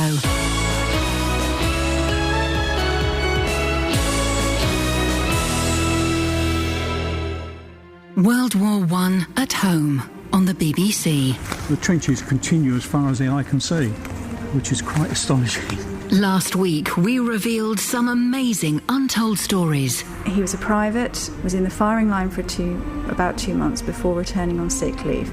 And discovered surprising local memories. The history of Carrington goes back to the Short brothers, who were asked by the government to build airships for the First World War. The Germans had already got a fleet of airships which were capable of coming to England and dropping bombs on it. If you missed them or want to hear them again, go to bbc.co.uk/WW1. One of those very brave boys was Lieutenant William Leaf Robinson from the Royal Flying Corps. World War I at home on the BBC. Call 08459 455 555. BBC Three Counties Radio. Just indulge me a slight tangent in a second before we delve into slightly darker territory. Yesterday, my wife got me, yes, Jackie Chan's autograph. Jackie Chan's autograph. I was a big Bruce Lee fan. What with him being my dad's uncle. Who'd win? Between Bruce and Jackie? Yeah. Well, Bruce is dead. Well, I mean, imagine that wasn't the case. Bruce Lee, easily. Of course he was. Easily. Double hard. You'd have a laugh. You'd have a laugh watching Jackie Chan getting beaten up because he'd be funny. Jackie Chan's more of a showman, more of a comedian. Yeah, Bruce Lee would just knock him out. Does Jackie Chan use nunchucks? No. Just his feet. Just his feet, and he'll use comedy things around him, like a bench or a telephone. Really? Yeah. What would he do with the telephone? Oh, nasty. Does all that stuff. He's good with the telephone. There's one of his films where he does something with the telephone. But Bruce would beat him easily. Bruce took it more seriously, I think. Bruce was a Plus fighter. he was ripped, wasn't he? He's only 5'3". Yeah, but pure muscle. Yeah, exactly. Anyway, if you want to, I'm genuinely so excited. I haven't been this excited by an autograph since I got Mike Nesmith to sign my box set of Head. Sorry, Kels? The soundtrack to the Monkees album is the final signature I needed. Got all 4 on there now. So you can call in with your. It's locked away in a safe somewhere because. Yeah, it is. It's not, but it's somewhere very secure. The boys ain't going nowhere near it. It's swinging axes and rolling rocks. The boys ain't and stuff. going nowhere near that bad boy. You can call in with your autograph story, please. Have you got any autographs? Yeah, noddy holders. Yeah, noddy holders doesn't count. Kels, you must have got some like DJ Shingles, Wap Wap, Blem. Any of those guys? Got Paul Ross. Oh, for goodness sakes. Now, last month we were contacted by a number of people who went to visit the graves of their loved ones in Sandy, only to find, you may remember this story, they had a little note from the town council. The card said remove all trinkets, toys, ornaments and lighting before September the 1st, and we spoke to some very upset parents and widows and widowers who were distraught that they weren't allowed to display their, knickknacks, I think is a word. Joy Carroll and Trixie Smith went along to a meeting of the town council last night in a bid to change officials' minds, and they join me now. Morning, Joy. Morning, Trixie. Morning. Joy, let's start with you. How many people were at the meeting last night? I didn't really count. There was a few people there. Okay. And what was discussed? What was going on? Well, you'd have to ask my sister. I think she listened more than me because they just waffled on. Oh. Was it a lot of waffle, Trixie? Well, a lot of people there was quite a few people there, and I was trying to get, their feelings across, which is why I prepared a statement which was read out requesting a public debate with only the cemetery on the agenda so that everyone can go along and have their say. Yeah. Because apparently there's a limited time we're allowed to speak, and it's not a two-way debate, so... These meetings follow really weird, old-fashioned rules, don't they? You can't have a conversation or a discussion. Yeah, frustrating. Yeah, but the result of that was we were granted a public debate, which we're waiting to hear a date from. Oh. And also the decision to remove items from the graves by the 1st of September has now been deferred until after the public debate. Oh, well, hang on. That's progress, isn't it, Joy? It is, yeah. Yeah. We sort of won the day. Well, that's good. So you've got a little stay of execution, if that's Yeah. not too inappropriate a word. The problem that they, as far as I'm aware, was that the it wasn't necessarily what they looked like. It was the fact that trinkets would get in the way of the strimmer. Is that how you see it? No, not at all. The strimmer, which we showed them last night, doesn't have a guard on it. If it had a guard on it, there would be no problem, because they could go right up to any of the gravestones and just cut round them. Yeah. So, no, I don't think that. I think if there are items around and behind the headstone itself, yeah, that could cause a problem. I can see that, and I quite agree. But if they're on the stone themselves, which one of the councillors said last night, if they're on the stone themselves and not around it, it's not a problem. Mm. Joy, we had this on our Facebook page, and most people were in support and said, you know, this is outrageous. Yeah. There were one or two voices, Joy, who said, well, actually, it doesn't look particularly pleasing to the eye. What would you say to those people? Well, I don't really understand why they would say something like that, or obviously don't have family there. You know, Trixie, so it doesn't bother them. Trixie, you chuckled then. What would your reaction be? Well, it's a beautiful cemetery, and all the councillors, the councillors last night agreed that it is a lovely cemetery, and it does look beautiful, and it looks beautiful because of what's there. Mm. If everything's all taken away, then it's not going to look so nice. Mm. You know, people do enjoy walking around there, and it is lovely. So they did actually say they just wanted a plain cemetery, so it looked nice all the time. So the council said that? Yeah. That they want a plain cemetery so it looks nice all the time? I think that was actually the mayor himself that said that. And what's your reaction to that, Joy? Well, nothing I can actually say on radio. Yeah. It's been very upsetting for all of you, hasn't it? Well, for everybody. Yeah. You know, people tried to get their words across last night, but, you know, we understand, it's not a public meeting where it was only about the cemeteries, and they did have a limited time, but now we have a public debate to look forward to, so everyone can have their say. Well, listen, well done to both of you. You've kind of got a little breathing space. Do keep in touch with us. Let us know when that meeting is, and we'll send someone down, and we'll make sure we cover it. Okay. Brilliant. Joy Carroll, Trixie Smith, thanks very much for your time. Thank you. Thank you. There we go. It's a little bit of people power is working there. 08459 455 555 is the telephone number. I didn't do the Sun, did I? Well, there are two the front page of the Sun is Robin Williams' suicide. Robin Williams' suicide. It's an odd sentence, isn't it? Because you think of him so full of energy and life, and for a long period of his life, cocaine. But you know, just so energetic. The energy. We should point out as well at this point we don't know that that's what it was. We don't know. Found dead. This was a suicide. Quote marks. Yes, quote marks. That's what the police are saying that's what it looks like. There's also a very. Can I do this story on the front page of the Sun? Show me the front page. The lad. I'll tread around it carefully. Be careful. I might put an image in your head that is thoroughly unpleasant. I'm going to tread around it as carefully as I can. But if this is true, this is an amazing story. A jihadist's son, aged 7, sparked revulsion last night. Here's the thing I'm going to say, and it's a horrible image, OK? And I'm going to say it once, and then you've got it. A jihadist son, aged 7, sparked revulsion last night after posing with a severed head in Syria. Said it, we've done it, it's out of the way. The snap was by Aussie dad, Khaled Sharoof, who posted it online with the boast, "That's my boy."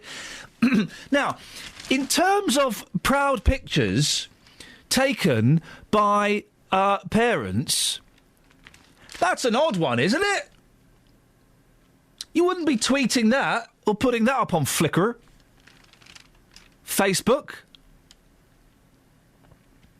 It's such an odd story, and I think the Sun have posted the picture, but they've blocked out what it is. Isn't the world an odd place at the moment? It's really odd, thoroughly unpleasant. Huge bits of it. Dave Luton, morning, Dave. Good morning, boss. Good morning, my love. What have you got? About Berry Park, sad Berry Park at the moment. Yeah, very sad news. 3-year-old little girl knocked over. Yeah.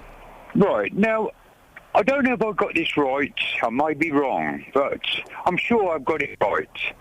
But didn't the council want to make Dunstable Road, coming from Luton, a one-way system, and going down into Luton, round Berry Park Road? Right. But it was all objected by the people who go into the mosque, because they said there'd be too much traffic there for them to pray. Well, I think what people are asking for is they want some zebra crossings or traffic lights, don't they? No. A one-way system there. Well, no, hang on. That's what we've heard people say this morning. So you can't just say no, blanket. We have heard voices this morning saying they want some zebra crossings or traffic lights. Yeah, right. If they have they're talking about the narrow of the road and the big pavement. Now, they take the pavement back. These traders down there won't be able to pull their stalls out. Yeah, well, Dave, listen. They can. I don't understand what you're saying. They want traffic lights or zebra crossings. Well, give them what they want. Give them the traffic lights. That's what Dave. Right. That's yeah, what they've been. Dave, that's what they've been asking for. Have they? Yes. Well, give them the traffic lights. Yes. Why not give them the traffic lights? Great. But okay. Make it a one-way system. Round down from Luton, down Dunstable Road, up to Dunstable Hawley. Why do you want to make it a one-way system? Because it's much safer that way, and then take the traffic round Bury Park Road. I don't know if that would be the case or not, but I don't know whether you're saying that people objected because of the mosque or not is true. They're asking I'm sure it was. Okay, Dave. Let's be honest, because you've got quite a few facts wrong in the past. Oh, here we go. Well, no, the thing is, you phone up, and quite often I have to double check what you say, and it's not true. Dear. This may be true or not. I don't know, Dave, but it is a little bit TBWCW. What's that mean? The boy who cried wolf. Oh, yeah. I'm glad Catherine and Kelly's back, because they're putting you in your place again. I'll put you in your place in a minute, sunshine. For 2 weeks, you've been having a good old time there, because... yeah, and now it's back to being boring and miserable. No, because they'll put you in your place, mate. I don't even know what that means, mate. Well, they're controlling you. No, they're not. No, they're not. Let me ask. Catherine, yes? Are you controlling me? Of course I am. No. Thanks, Catherine. No, shut up, Dave. Kelly, Kelly, are you controlling me? Slightly. Oh, but without you knowing. You see, then, I don't know I'm being controlled, Dave, so it doesn't count. Well, you are, because you were so quiet this week than you was last week. If I was being controlled, right? Yeah. How come I've just cut you off? Have you? Travel news for beds, cards and bugs. BBC Three Counties Radio. Looking very heavy at the moment on the Great North Road approaching the Black Cat roundabout on the speed sensors. Still a lane closed on the M25 heading anti-clockwise because of the accident that happened a little earlier on. Between junction 19 at Watford and junction 18 at Chorleywood, there is congestion now back to junction 21, the M1, taking over 40 minutes to get through that at the moment. Very slow on the North Orbital Road, just off the M25. And in Borehamwood on camera, it's looking very slow on the Barnet bypass between Stirling Corner and Mill Hill Circus. Services suspended at the moment on the Bakerloo line between Queen's Park and Harrow and the Wildstone. That's due to a signal failure. Nicola Richards, BBC Three Counties Radio. Across beds, hearts and bugs. This is BBC Three Counties Radio.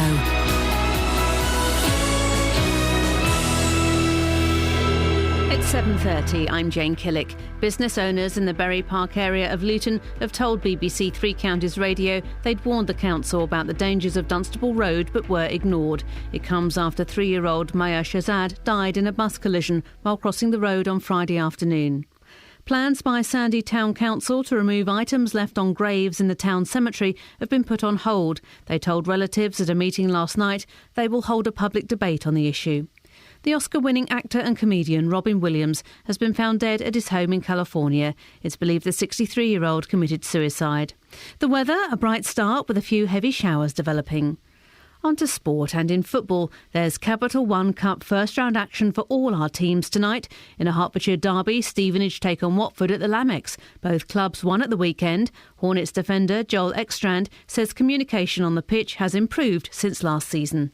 We've spoken about that. We need to speak about every situation and help each other rather than keeping quiet. So if someone has something to say, we say it and we sort it out directly. MK Dons renew their rivalry with AFC Wimbledon. The pair met for the first time 2 seasons ago in the FA Cup.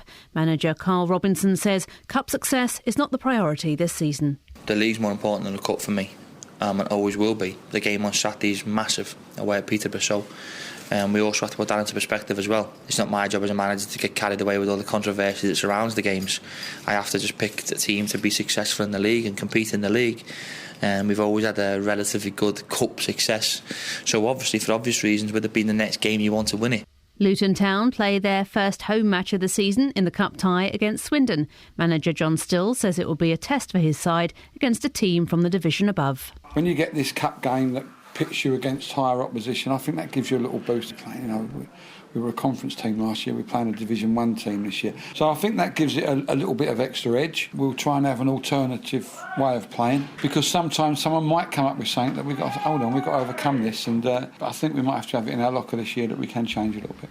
Wycombe Wanderers are also in cup action away to Millwall. BBC Three Counties News and Sport. The next bulletin is at 8.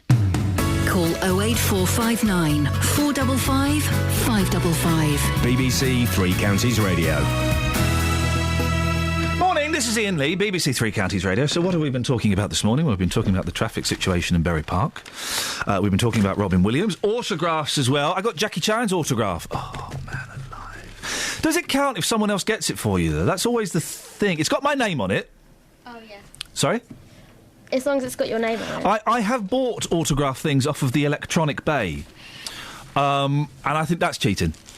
My mum did a nice thing for my sister once. Oh, just once? Yeah, just once. Wow. My sister had a quite nasty car accident. And while she was in hospital, Take That was staying at a hotel that my mum was working at. She kidnapped Jason Orange. My mum was about to be made redundant anyway, yeah. And they said under no circumstances were they allowed to speak to Take That, and she thought, what are they going to do, sack me? Yeah. Oh. So she bought a Get Well card, and she got Take That to fill it out for her. And they did, and they were lovely, and they didn't mind. And do you know what it is in most of these cases where it's, please don't approach them, it's their people saying that. The stars, apart from Ray Davis, the stars are always... Oh, I've got a drumstick in my pocket that I've sat on and it's stuck to my jeans. Oh. The sweetie, not the instrument. The stars, apart from Ray Davis, are always lovely. It's the PR people around them that are not. Mm-hmm. That are not. I've got a blooming drumstick in me. Honestly, it's like the Princess and the Pea, and you fail. You've been sitting on that the whole time. Oh, no. I did a similar thing for my mum over Christmas with Bradley Walsh. Ah, I mean, to her, that is Take That, isn't it? Yeah, she loves Bradley Walsh. And I was doing a thing with him, and I knew I was going to be doing a thing with him, and got a Christmas card. I said, Bradley, could you... Yeah, sure, no worries, mate. He's doing the panto at Milton Keynes, he's good, Bradley Walsh. I like him. By the way, I'm up for a bit of panto, guys. Yeah, so am I. No. Like £5 a week. Oh, I'll do it for now. All right, I'll have her money. So £10 a week, and Kath will do it for now. Yeah. Why aren't we in a local panto? I've always wanted to be asked to do panto. Never happened. Why aren't we in it? It would say on the poster from CBeebies. Andy Day. Andy Day from Triangle. Someone from Triangle. From not Ebony and Ivory. That's a song. What am I thinking of? The. El Dorado, Marcus, and from BBC's Three Counties Radio, Iain Lee and producer Caitlin Boyle. Yeah. And we'd be the ones that everyone goes, who are they? But then by the end they'd say, who are they? Those guys were amazeballs. Hello, I'll pop you through now. I think I'd probably hate doing pantomime. It'd be fun for like the first 3 shows. It'd be fun if we both did it though. I know someone, I think I've told you this story before. Thank you. I think I've got the figure right, who was in a very big pantomime, but only for like 11 days, and she had to miss some of those days because she was sick. Yes. 30,000 of your earth pounds, please. £30,000. They really do rake it in. Don't they, those loose women? What? 08459 455 555. Dennis is in Luton. Morning, Dennis. Hello, I'm actually on the M1. Oh, Dennis is on... Hang on a second. Dennis is on the M1. Good morning, Dennis. What would you like to say, sir? Yes, I'd like to put in my little 2 pence worth for Bury Park. Go on. I was a bit surprised to hear what happened with the little girl, and I give my condolences to the family and everything. Yeah. But that was an accident waiting to happen. When the council redeveloped Bury Park, they wanted to make Bury Park one-way, heading away from Luton Town Centre. Yep. And the business owners there complained, saying that they would lose too much business and this and that and whatever. There are 3 sets of traffic lights where you can cross in Bury Park Road. Right. When the shoppers are there or when the pedestrians are there, they just step off the pavement. And they expect you to stop. It happened to me on Saturday. Right. the other car users up there don't use the traffic signs properly because in Berry Park you're not supposed to turn right out of certain side roads and people turn right in front of you. And people just don't care about where they leave their cars and what they're doing when it comes to loading their cars when they've done their shopping and stuff like that.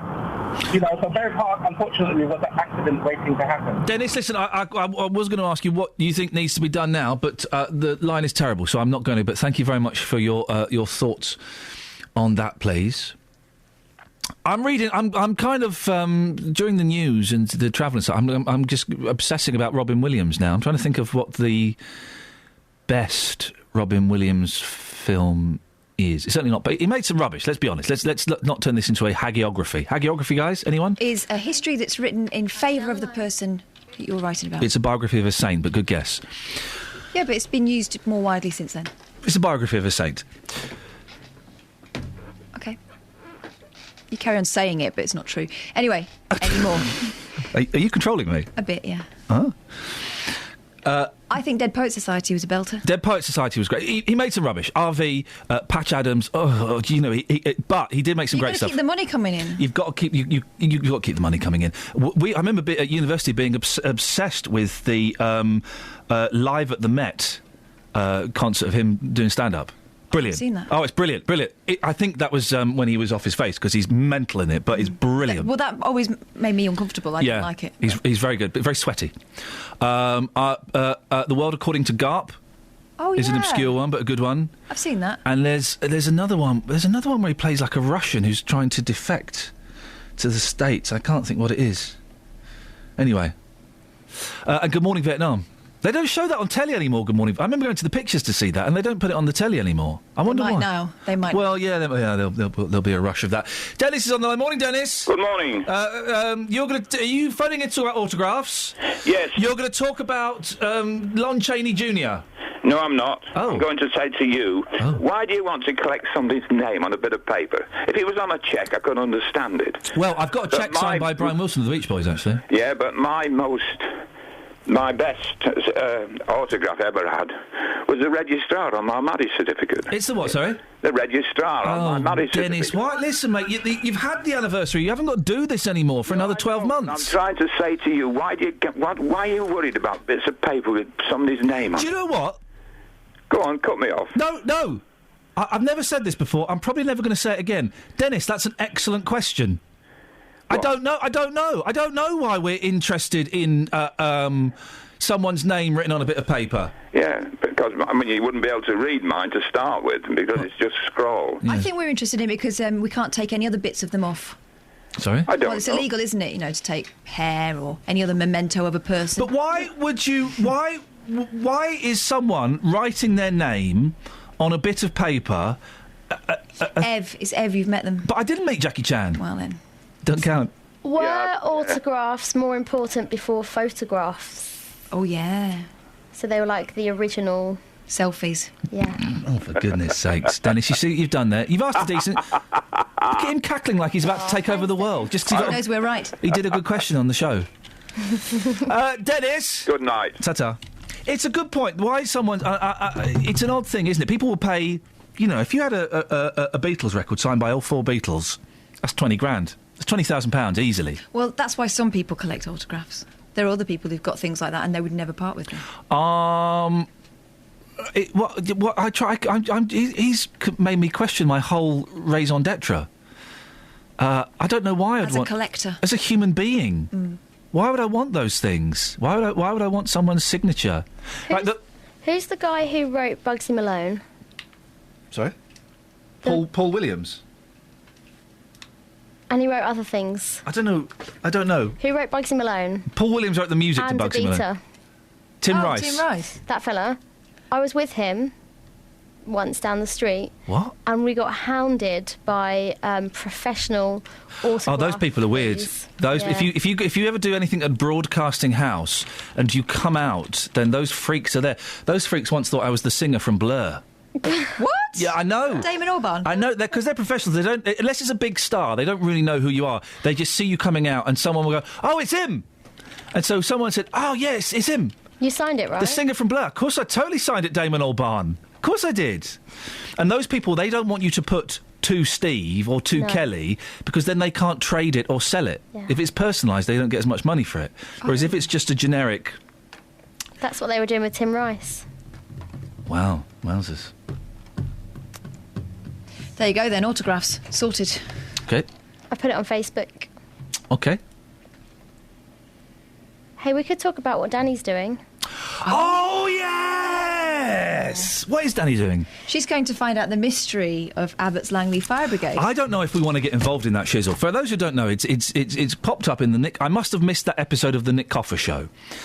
It's been a trail for Nick Coffer for about the last 8 months. And that's the mystery of the Abbots Langley. No, that's one of the mysteries of Abbots Langley. And you've sent young Danny Bailey, a young woman on her own, to go and investigate this shiz? Yes. Yeah. It could be dangerous. I mean, some of the mysteries could be... young independent reporters go there and never reappear. National security levels. I don't know. So She's gone there to find out, has she? Yeah, we put a tracking device on her. Man alive, we're messing with stuff we shouldn't mess about. I'm wondering whether the people of Abbots Langley have been sworn to secrecy. It's terrifying, isn't it? Yeah. 08459 455 555. Hey, have you seen this pregnant woman's bump? Have you seen this picture, Kath? Yes. She is well pregnant. She's very, very pregnant. Was it twins or was it just a giant baby? It was a £9 baby. I had a 9-pounder, almost, and it wasn't that big. Well, yeah, £9 5 ounces. I mean, it's a fat baby, but how does someone get that big? My baby wasn't fat; it's just very long. All right, mate. I wasn't being rude. Fat babies are fat babies. It's fine. It's not their fault. Fat though. You wouldn't think she was nearly a 9-pounder. All right, mate. Calm down. If your baby was fat or not, I think. I mean, she was mostly sausage roll, But she was you've seen my eldest. She's a very delicate creature with long legs. She has certainly, lost that fat now. They're both beautiful children, both beautiful girls you've got. I'm not having a go at you. If you had fat kids, they were big though, and I didn't wrap a bump that size around it.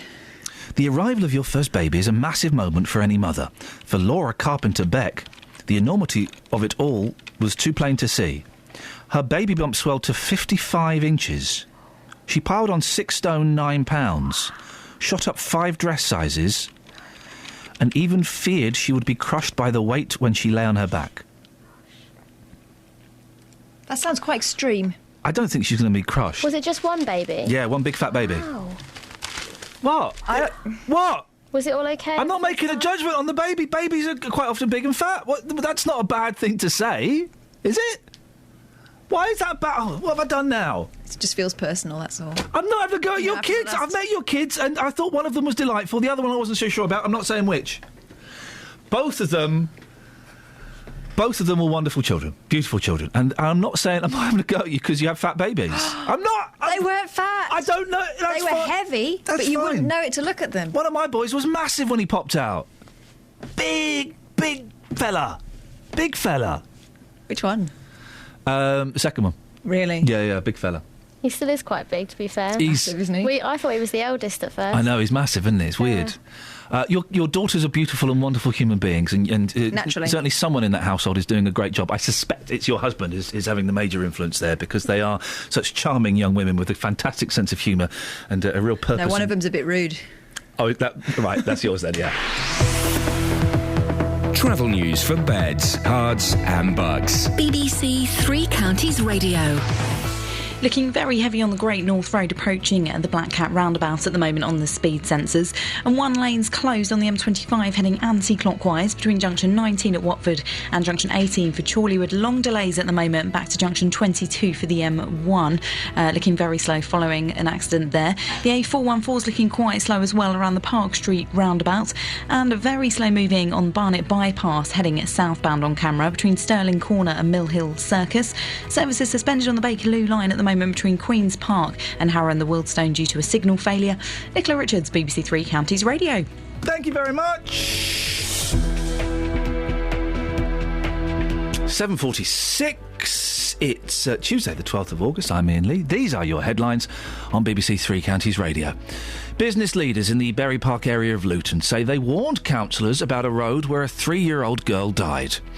Relatives have been told there will be a public debate over items left on graves at Sandy Cemetery. And tributes are coming in for actor Robin Williams, who's been found dead in California. Here's the weather. weather with Kate. Hearts and Bucks weather. BBC Three Counties Radio. Good morning. Many of us waking up to a bright start this morning. We do have a little bit of cloud around, but it's quite high. You can see the potential of the blue sky behind it. And it is feeling quite fresh as well. The temperatures dropped down not quite into single figures last night, but fairly chilly, around 11, 12 Celsius. So it is quite fresh this morning. And we could see 1 or 2 showers. Now, this morning, the risk is slim, although I'm just noticing perhaps one, just very light one, just to the east of Tring at the moment. So we may get 1 or 2 pop up, but the heavier ones are likely to arrive this afternoon. Some of us may swerve them completely and we will just get blue sky, but if you do get one, they're not going to last for long, as the wind is still fairly brisk, as it has been for the last few days. Temperatures likely to get up to around 20, maybe 21 Celsius. Overnight, the showers will die out, if you get one, of course, and then we'll get some lengthy clear spells. The wind gradually falls a little lighter, minimum temperature 12 Celsius. For tomorrow, it stays cool, bright, sunny, scattered showers around, similar to today, really, with a maximum of 20 Celsius. And that's your forecast. The JVS Show on BBC Three Counties Radio. This morning, I'm highlighting one of the biggest traffic problems in Beds, Herts and Bucks. Local residents in Flamstead say that Chequers Hill is so dangerous they avoid it at all costs. When you pull out, it's pulling out into the middle of the road. But sometimes you find people indicate left and they're carrying on. So, that's how the accidents happen. The local MP has also told me it's not safe, and he wonders whether it'll take a deadly accident for the Highways Agency to do something about it. I'll be live at the junction to see for myself, and I want your views. Park up safely and come and see it for yourself, or give me a call and have your say. The JVS Show. Live from Flamstead, this morning from 9, here on BBC Three Counties Radio. Call 08459 455 555. BBC Three Counties Radio. Morning, this is Iain Lee, BBC Three Counties Radio. We're talking about Robin Williams. Someone has just tweeted, which classic rock album ends with Shazbot Nanu Nanu? Oh, that's a good question. A classic rock album ends with Shazbot Nanu Nanu. I haven't got the foggiest, Johnny. Unless you're winding me up. Hey, someone winding me up on Twitter? No, that could never happen. 08459 455 555 is the telephone number. We've established the name of the landlord in Morecambe Mindy. We're now trying to find a classic rock album that ends with that.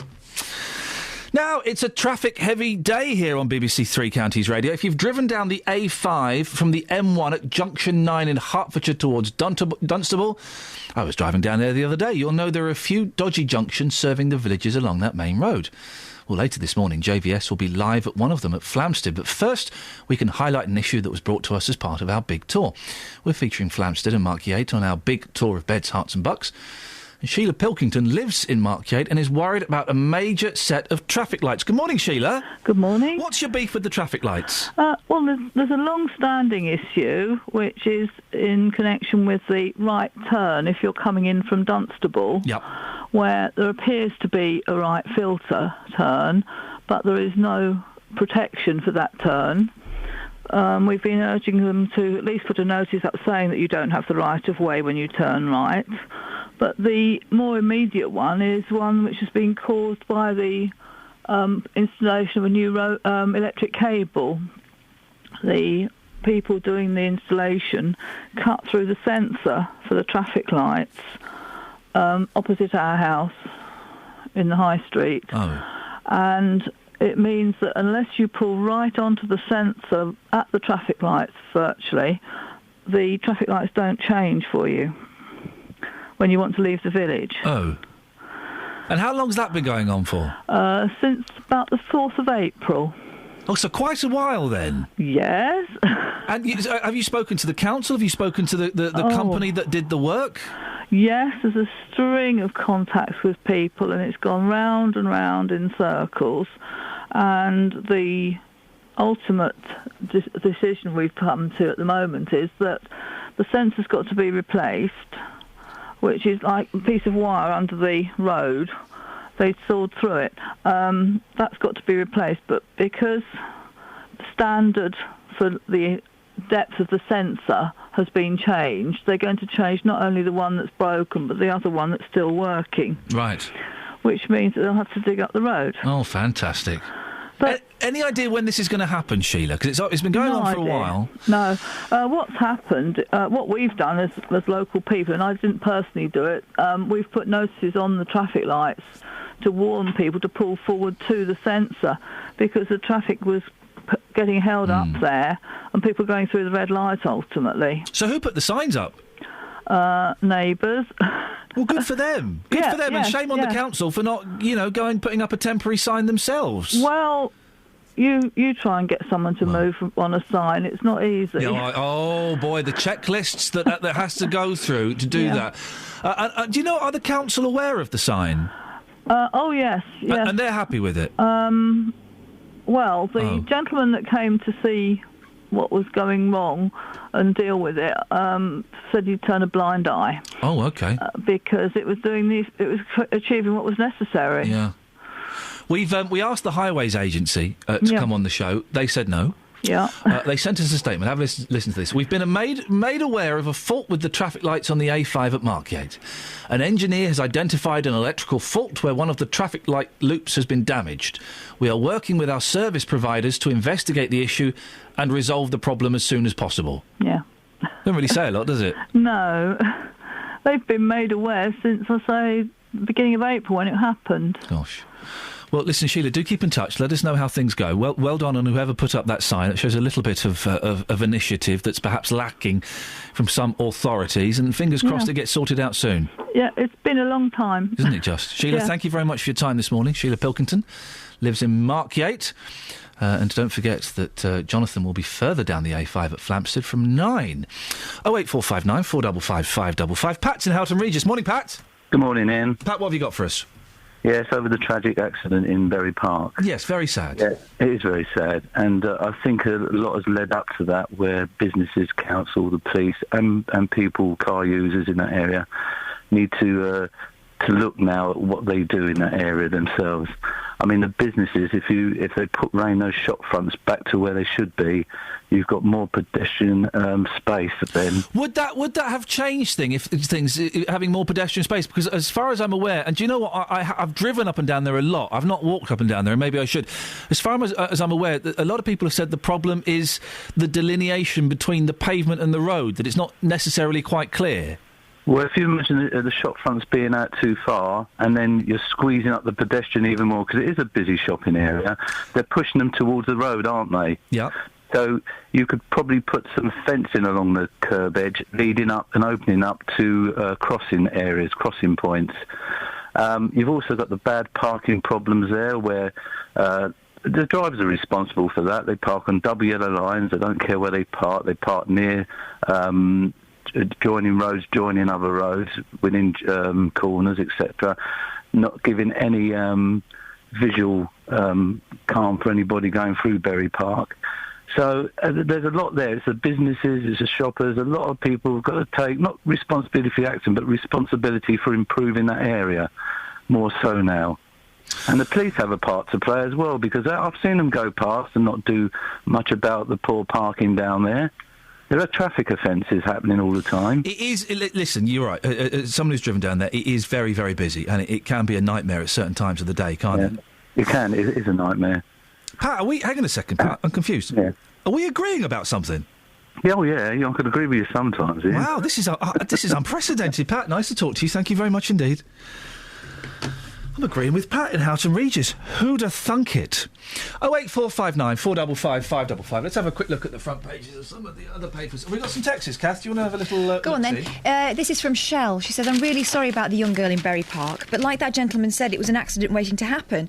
The way the road is laid out is similar to where Asda is in Dunstable. People and cars don't know who has priority, and that is a fact. I didn't realise, actually. I've drove along there quite a lot, and I thought they were road humps. They were those courtesy crossings. The courtesy crossings confuse me. I'm never quite sure. So you're supposed to, out of courtesy, stop and let people cross? Sure, yeah. OK. Didn't realise that's what they were. Yeah. Ian, if the businesses in Bury Park kept their merchandise in the stores and not all over the pavement, they'd be room for parking spaces, says Maff in Hamslope. That's again what Pat was kind of saying, really. It's a tough one, isn't it? And I tell you what's making me uncomfortable about this is the fact that a 3-year-old girl has died. It needs to be looked into why this happened, what could be done from preventing it in the first place. But I just think, it was your little kid. I know. Oh, and that suddenly your dead child is, people are pointing fingers at other people and saying, well, it's not their fault, it's their fault. No, it's their fault. No, hang on, it's the shopkeepers. No, it's the bus. And also, investigation's going on. Flipping it. Imagine how that bus driver feels. I know. Do you know what I mean? There are no winners in this, and hopefully something good will come out of it, but flipping it. Terrible, terrible story. The front page of the... Hey, the Edinburgh Festival! I was supposed to go up there on Sunday. Have you ever done that? Yeah. Was it awful? I hated it. You have to go up there and sell yourself, don't you? I hated it. I did it 2 years. 1 year I did 3 shows, and then a week into it I lost my voice completely. Imagine the fun of that. We had to cancel one of the shows. What are the audiences like? Are they generally sort of drunk? Yeah, they were all right. Are they hard to please, or are they there for a laugh? They're kind of up for it. I remember the first year I was doing the shows with a friend who was very talented and very funny, so people were coming to see him, which was good. I remember the first year I did a show with my friend, and it was in this tiny room above a pub, and it held 50 people. And I was doing bits and pieces in it. My friend was kind of doing most of it, and I was sat out in the hallway waiting for my bit to come on. I think I may have been having a fag. You could still smoke indoors then. And Bob Mortimer walked in. And I remember thinking, play it cool. All right, Bob. And I couldn't. It was awful. Bob Mortimer came in to see our show. He loved it as well. I nearly did stand up once. Yeah. And that was in a tiny club where there's about 6-7 regulars used to go in, and it was a room above a pub. Yeah. That's more terrifying. Yeah. There were loads of people trying out, different acts and looking at pads and things. Yeah. And then this guy came in who was a pro. Yeah. And he just wiped the floor. And he's now on EastEnders. Bald fella. Terry Alderton. Yeah, he's brilliant. I know Terry, yeah. It's easier to do it in front of like 500 people than it is to do it in 5 people. Yeah, too personal. Exactly. 08459 455 555. Let's get the travel on BBC Three Counties Radio. Travel news for beds, cards and bugs. BBC Three Counties Radio. The M1 looking very slow at the moment, London bound, between junction 7 for Hemel Hempstead and junction 6A for the M25. Not being helped by the problems on the M25 heading anti-clockwise. Still a lane closed at the moment following an accident between junction 19 for Watford and junction 18 for Chorleywood. Seeing queues back to junction 22 for St Albans at the moment. So far in Boreham Wood looking heavy on the Barnet bypass, heading at southbound between Stirling Corner and Mill Hill Circus. And on the train, severe delays on the Bakerloo line between Queen's Park and Harrow and the Wildstone. Nicola Richards, BBC Three Counties Radio. Thank you, Nicola. We're kind of just hanging out this morning. We're getting lots of calls about the traffic situation in Bury Park. But otherwise, we're just chatting. So give us a call if you just fancy a chat. Maybe we'll speak to you after the news with Jane. Local and vocal across beds, hearts and bucks. This is BBC Three Counties Radio.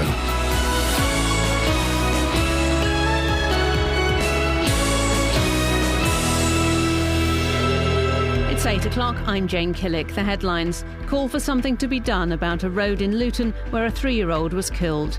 A public debate to be held about items left on graves in Sandy, and the actor Robin Williams has died. BBC Three Counties Radio. Business owners in Bury Park in Luton have told BBC Three Counties Radio they'd warned the council about the dangers of Dunstable Road, but were ignored. It comes after 3-year-old Maya Shazad died in a bus collision while crossing the road last Friday afternoon. Mohammed Nadeem is the director and founder of Nadeem Plaza in Bury Park and says the traffic is a problem. We've had a lot of concerns in Bury Park for a very, very long time, and the council haven't done nothing about it. These traffic issues have been going on for many years now. They don't do nothing about it. We need bus lanes, bus laybys. The council can't neglect us, and this accident is waiting to happen. The deputy leader of Luton Borough Council says their thoughts are with the family of Maya Shazad. Sian Timoney went to the little girl's funeral yesterday. She says a full investigation is underway. We're actually devastated by this incident, and our heart goes out to all the family, and our thoughts are clearly with those. But I think at the moment it's inappropriate to comment while the police are doing their investigation, which obviously we support them in. And, we just at the moment are thinking about the family at this very difficult time. Plans to remove trinkets, lights and other objects from graves at a cemetery in Bedfordshire have been put on hold. Relatives were angry when laminated signs were stuck on gravestones at Sandy Cemetery, telling them the items would be removed on September the 1st. The Town Council promised relatives at a meeting last night they'll hold a public debate on the issue. Trixie Smith, who has family buried there, is looking forward to putting her point across. People tried to get their words across last night, but, we understand, it's not a public meeting where it was only about the cemeteries and they did have a limited time. But now we have a public debate to look forward to, so everyone can have their say. Villagers in Hertfordshire have put up their own warning signs at traffic lights which aren't working properly. A utility company cut through one of the sensors on the turning out of Markyate onto the A5. Resident Sheila Pilkington says they've been waiting for someone to fix it since April. What we've done as local people, and I didn't personally do it, we've put notices on the traffic lights to warn people to pull forward to the sensor because the traffic was getting held up there and people going through the red light ultimately. Tributes have been paid to Robin Williams, the irrepressible Oscar-winning actor and comedian who's died aged 63. He's thought to have committed suicide. His spokesman said he'd recently been suffering from severe depression. In football, all our sides play in the Capital One Cup first round tonight. Stevenage welcome Watford to the Lamex Stadium. The MK Dons meet AFC Wimbledon. Luton are at home to Swindon and Wickham are away to Millwall. The weather, a dry start with sunny spells. Some showers possible this afternoon and a high of 21 Celsius. And get the latest news and sport online at bbc.co.uk/3 counties. BBC Three Counties Radio's big tour of beds, hearts and bucks. Never walk out the door without seeing people that you know and saying hi. All this week, we're featuring Flamstead and Markyate. You can get a Queen's Counsellor talking to a plumber on exactly the same level. It's all about where you live. I live here, I work here, partner works in the village. The big tour of beds, hearts and bucks. BBC Three Counties Radio. If you hear a whisper, give us a shout. Yeah, the show's got a catchphrase, guys, and I really think it's working. No, it's awful. It's the legacy of Scoins. It's the only good thing he left us in his will. Is this? 1-1. If you hear a whisper, give us a shout. Yeah? That is terrifying. No, it's not. Okay, listen to this. If you hear a whisper, give us a shelf. Give us a shelf. Try this one. If you hear a whisper, give us a shout. Hardcore. Oh. Yeah, all right, try. Have you heard the show's new catchphrase, Kelly? Is it if you hear a whisper, give us a shout? That's the fella. Have a listen to this. If you hear a whisper, give us a shout. Wow. Local and vocal. If you hear a whisper, give us a shout. If you hear a whisper, give us a shout. Word up. You see? Oh, he's ad-libbing. How many whispers have we had passed on? None. No. So let's ditch it. No, we had a whisper the other day about something. And it didn't really translate into a shout. Whisper something. Can you whisper that? Oh, we're doing a radio show. Sorry, I forgot. 08459 455 555 is the telephone number. If you want to give us a call, we're talking about traffic in Bury Park. We're talking about all kinds of things. We're sort of just having a chat. So do give us a call and you can come on the air and have a little, If you hear a whisper, give us a shout. Respect. There we go.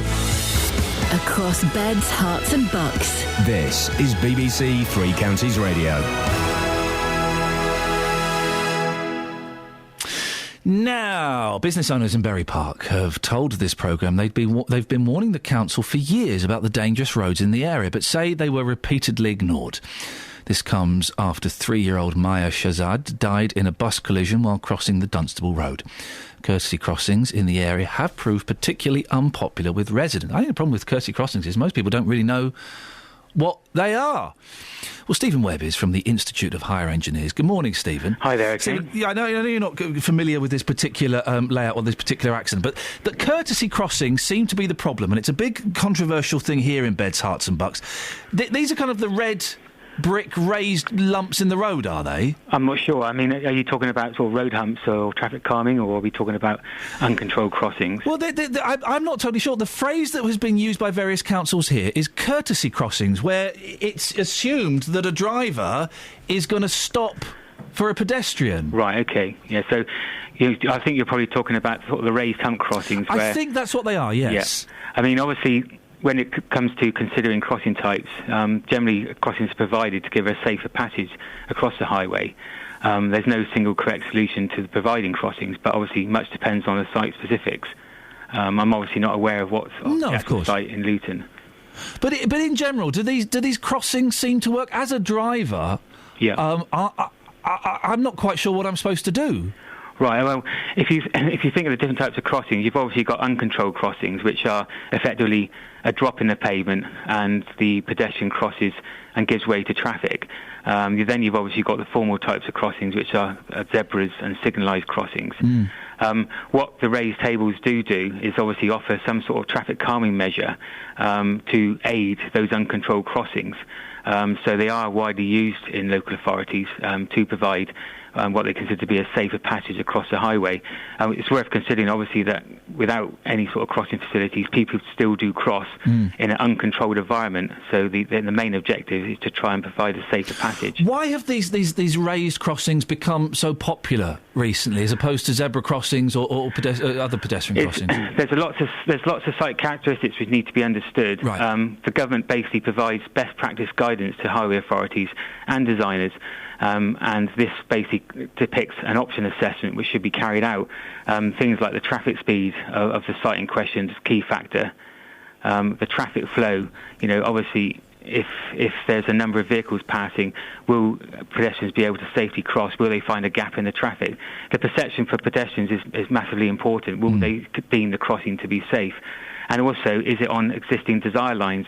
Putting crossings in locations where people aren't going to use them is ineffective. Here's one of the things that I find incredibly frustrating: is I'll be driving along and I will come to a zebra crossing, yet there'll be a mum and a couple of kids crossing.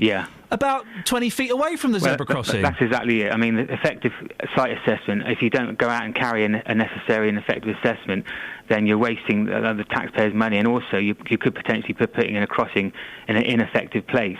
And the whole idea is, as you said, is to provide a safer passage. Also, the visibility at the crossings are key paramount. I mean, obviously, you've got to understand the highway characteristics. Can pedestrians effectively see the traffic coming towards them, and can the traffic see the pedestrian? And then going back to detailed knowledge, you must understand the local environment. Are there schools in close proximity? Are there parks nearby, and are there shops? Because all of this will generate, higher crossing demand, and also give an idea of what sort of pedestrian will be using the crossing. Stephen, listen, I appreciate your inside knowledge on this. Thank you very much indeed. Stephen Webb from the Institute of Higher Engineers. It is more complicated than just going out with a pot of paint and painting some white stripes in the middle of the road. It's more complicated than that. It is one of my bugbears, though. Particularly when it's parents with kids and they're crossing like 10 yards away from the zebra crossing. Go to the zebra crossing, for goodness sakes.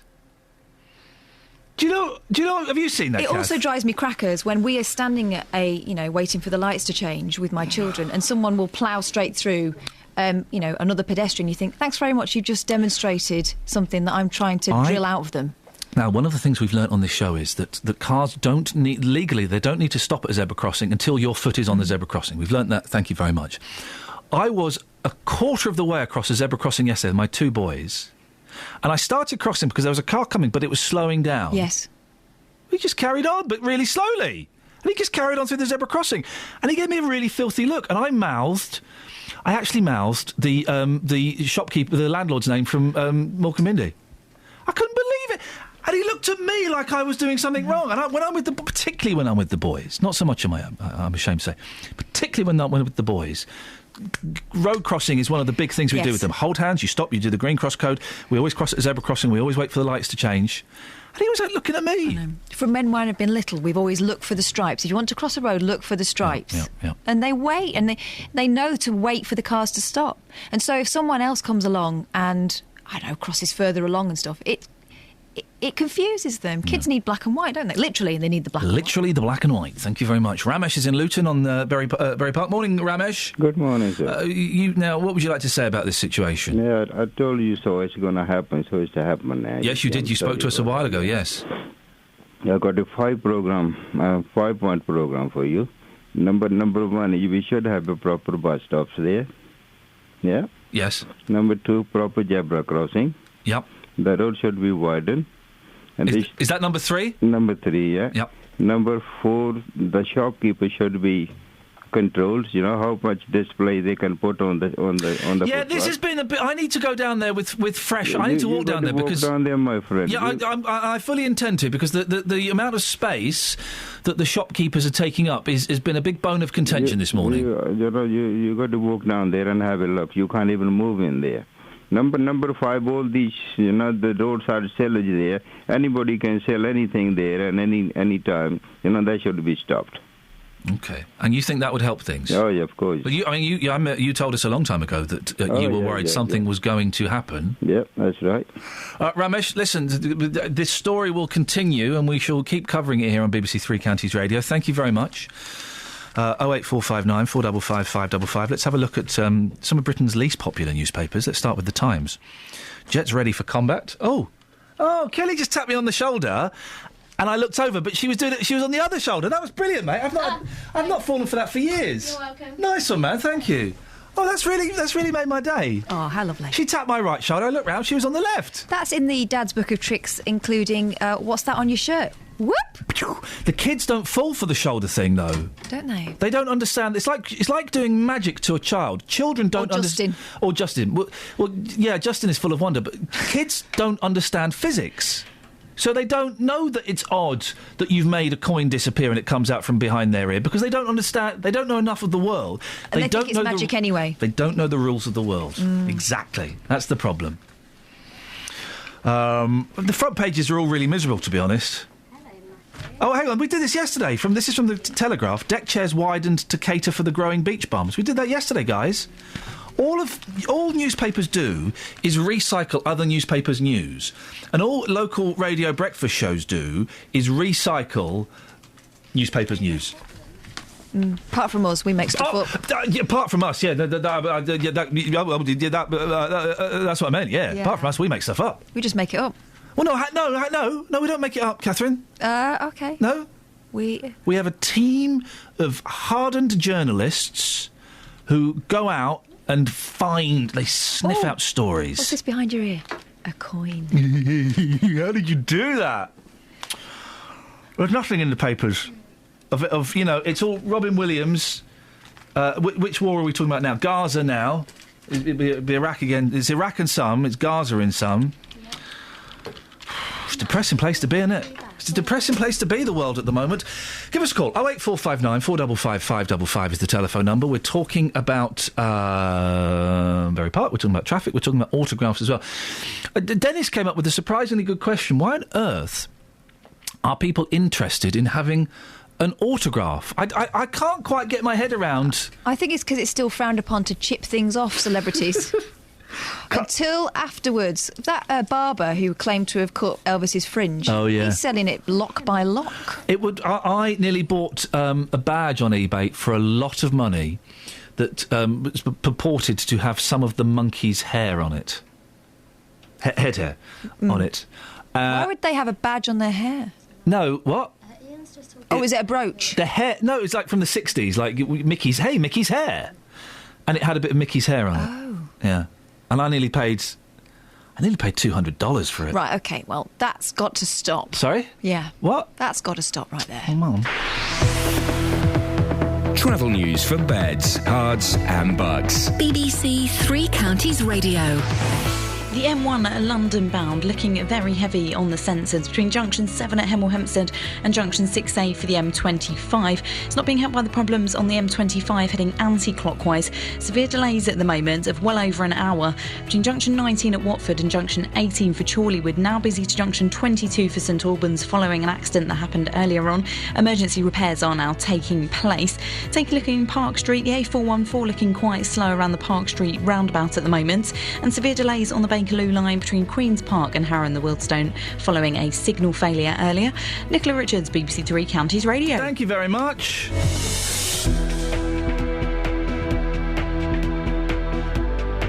.16. It's Tuesday, the 12th of August. I'm Iain Lee. It's Catherine's 43rd birthday today, and I'm going to take her out and buy her a breakfast. Well, yes to that. Happy 43rd birthday, Catherine.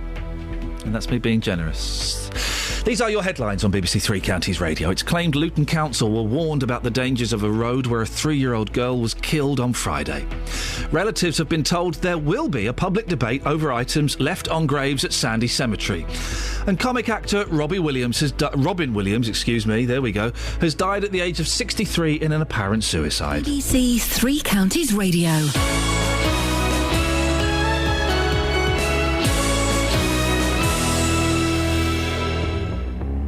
With the new season only a couple of days old, it's time to stop focusing on the league and look forward to a cup run. Tonight, all our teams are in League Cup action. There's a Hertfordshire derby at the Lamex as Stevenage host Watford. And emotions will be stirred again in Milton Keynes as MK Dons face AFC Wimbledon. Plus, Luton play their first League Cup tie in 5 years at home to Swindon. All 3 games live in Three Counties Sports. Tonight from 7 here on BBC Three Counties Radio. Call 08459 455 555. BBC Three Counties Radio. Oh, gosh. We're just discussing, as it's Catherine's birthday, we're discussing giving her the bumps. Where did the bumps go? I was speaking to an American last week, and we were talking about birthdays, and I said, we'll give him the bumps. The what? We'll give him the bumps. Well, that's the bumps, man. It was Bob Dylan. That's the bumps, man. It's, you know, when someone grabs his legs and someone grabs the arms and you bump them up for as many times as... Oh, man, we don't do that in the States. He also told me that do you know how they eat apple pie in America? A la mode. What does that mean? It means with ice cream on the side, no? No. This is going to blow your mind. No, well, they eat it. Doesn't matter how they pick it up. They eat it with melted cheddar cheese on top. That does not surprise me at all. Now, knee-jerk reaction. Oh! Second thought is... Oh. Have you ever had an apple and cheese sandwich? Yeah, I have. Marks and Spencer's nice. used to do them. Mm-hmm. 10 years ago they stopped, and I'm still upset by it. But we are talking about American cheese.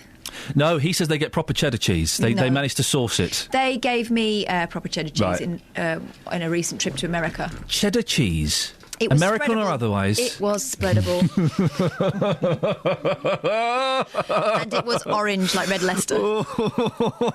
Their cheese is made of plastic, but what delicious plastic you can get it is. Sprayable cheese. But imagine that on an apple pie. I always get weird looks. Whenever I go to a Greasy Spoon that does desserts, I always ask for the apple pie with custard and ice cream. Oh. What, you want the ice cream separately? No, on top. It'll melt. Yeah, I know. That's the deal. I want the ice cream to be melting while I eat it. Beautiful. You put cream on that. That's the king of desserts. Beautiful. They put cheese on fillet of fishes. They put cheese everywhere, man. But anyway, why were we talking about that? There was a reason... Oh, bumps. The bumps. Why do we give people the bumps? Where did that come from? That's a weird thing. And I bet you're not allowed to do it in schools anymore. Killjoys, fascists, health and safety. Yeah, that's the point. They might crack their head when you drop them on the floor, or their back might get put out of joint, literally. That's the point of the bumps. It's supposed to be uncomfortable for the bumpy. Of course it is. It's their birthday. They're getting presents and stuff. Give them a little bit of discomfort. And do you know what? I bet the bumps is actually really good for your back. It's like being on a rack. It'll stretch it out. Mm-hmm. You're still not giving me the bumps. I am, and I'm taking the feet end. Kelly? Yeah, I'll have the top. 08459 455. JVS? Yes? Do you know why we give people the bumps? No. I couldn't think of anything worse than being given the bumps. No, I would love to do... I'd love to have it done to me. Would you? Yeah, I would. Not for the full 41. That would be exhausting for everybody involved. But I'd like 11. But with your lanky limbs, your legs might fall off. There is that distinct possibility. Yes, you're right. I'm glad you flagged that up, JVS. Thanks very much. Hey, listen, you sound like you're by a very busy road. What's going on? I am. I'm by the A5. That's just near Chequers Hill Junction, going up into Flamstead. My programme this morning comes live from here because residents of Flamstead, as part of our big tour of Beds, Herts and Bucks, have told me that this is one of the most dangerous junctions in the whole of Hertfordshire. Have you driven it, Iain? I do know it, yes, I do. It is particularly unpleasant. It's very dangerous when you're trying to pull out of Flamstead. The entire process of trying to get out of the junction can take up to half an hour, people are telling me here. Well, from 10 o'clock this morning, I'll be joined by local residents who are furious. I'll be joined by MP for this area, Mike Penning. and I'll be joined by the Highways Authority, who are ultimately the ones who are responsible for making the decision as to whether anything can be done at this junction to make it a little safer. Are you going to be angry today, JVS? Probably. Oh, good. I like Probably. those ones. I'm in the mood. I've not got a window near here. What's the weather like? But do you know what? I think I could get a tan. It's beautiful. Please keep your clothes on. Jonathan, thank you very much. We'll speak to you later on. I say speak to you. I'll be shouting at the radio while you go on. Jonathan Vernon-Smith will be on at 9 o'clock this morning. Across beds, hearts and bucks. This is Iain Lee. BBC Three Counties Radio. Someone, this Robin Williams thing is very odd, isn't it? And someone has tweeted the ABC News website, the news station in America, their website. And they've highlighted the words, "The family respectfully asks for their privacy as they grieve during this very difficult time." OK? That's the quote. "The family respectfully asks for their privacy as they grieve during this very difficult time." At the top of the page, it says, "Watch live aerials of Robin Williams' home." It's on the same page, ABC News. And by the way, why do we want to see the top of a house? I want to, it's none of my business. I have a morbid curiosity. I want to know what happened. Of course I want to know what happened. But are you going to watch? Right, hang on a second. Right. So on Good Morning, This Is Britain, they've got Jackie Chan, right? Jackie Chan is... Oh, yeah!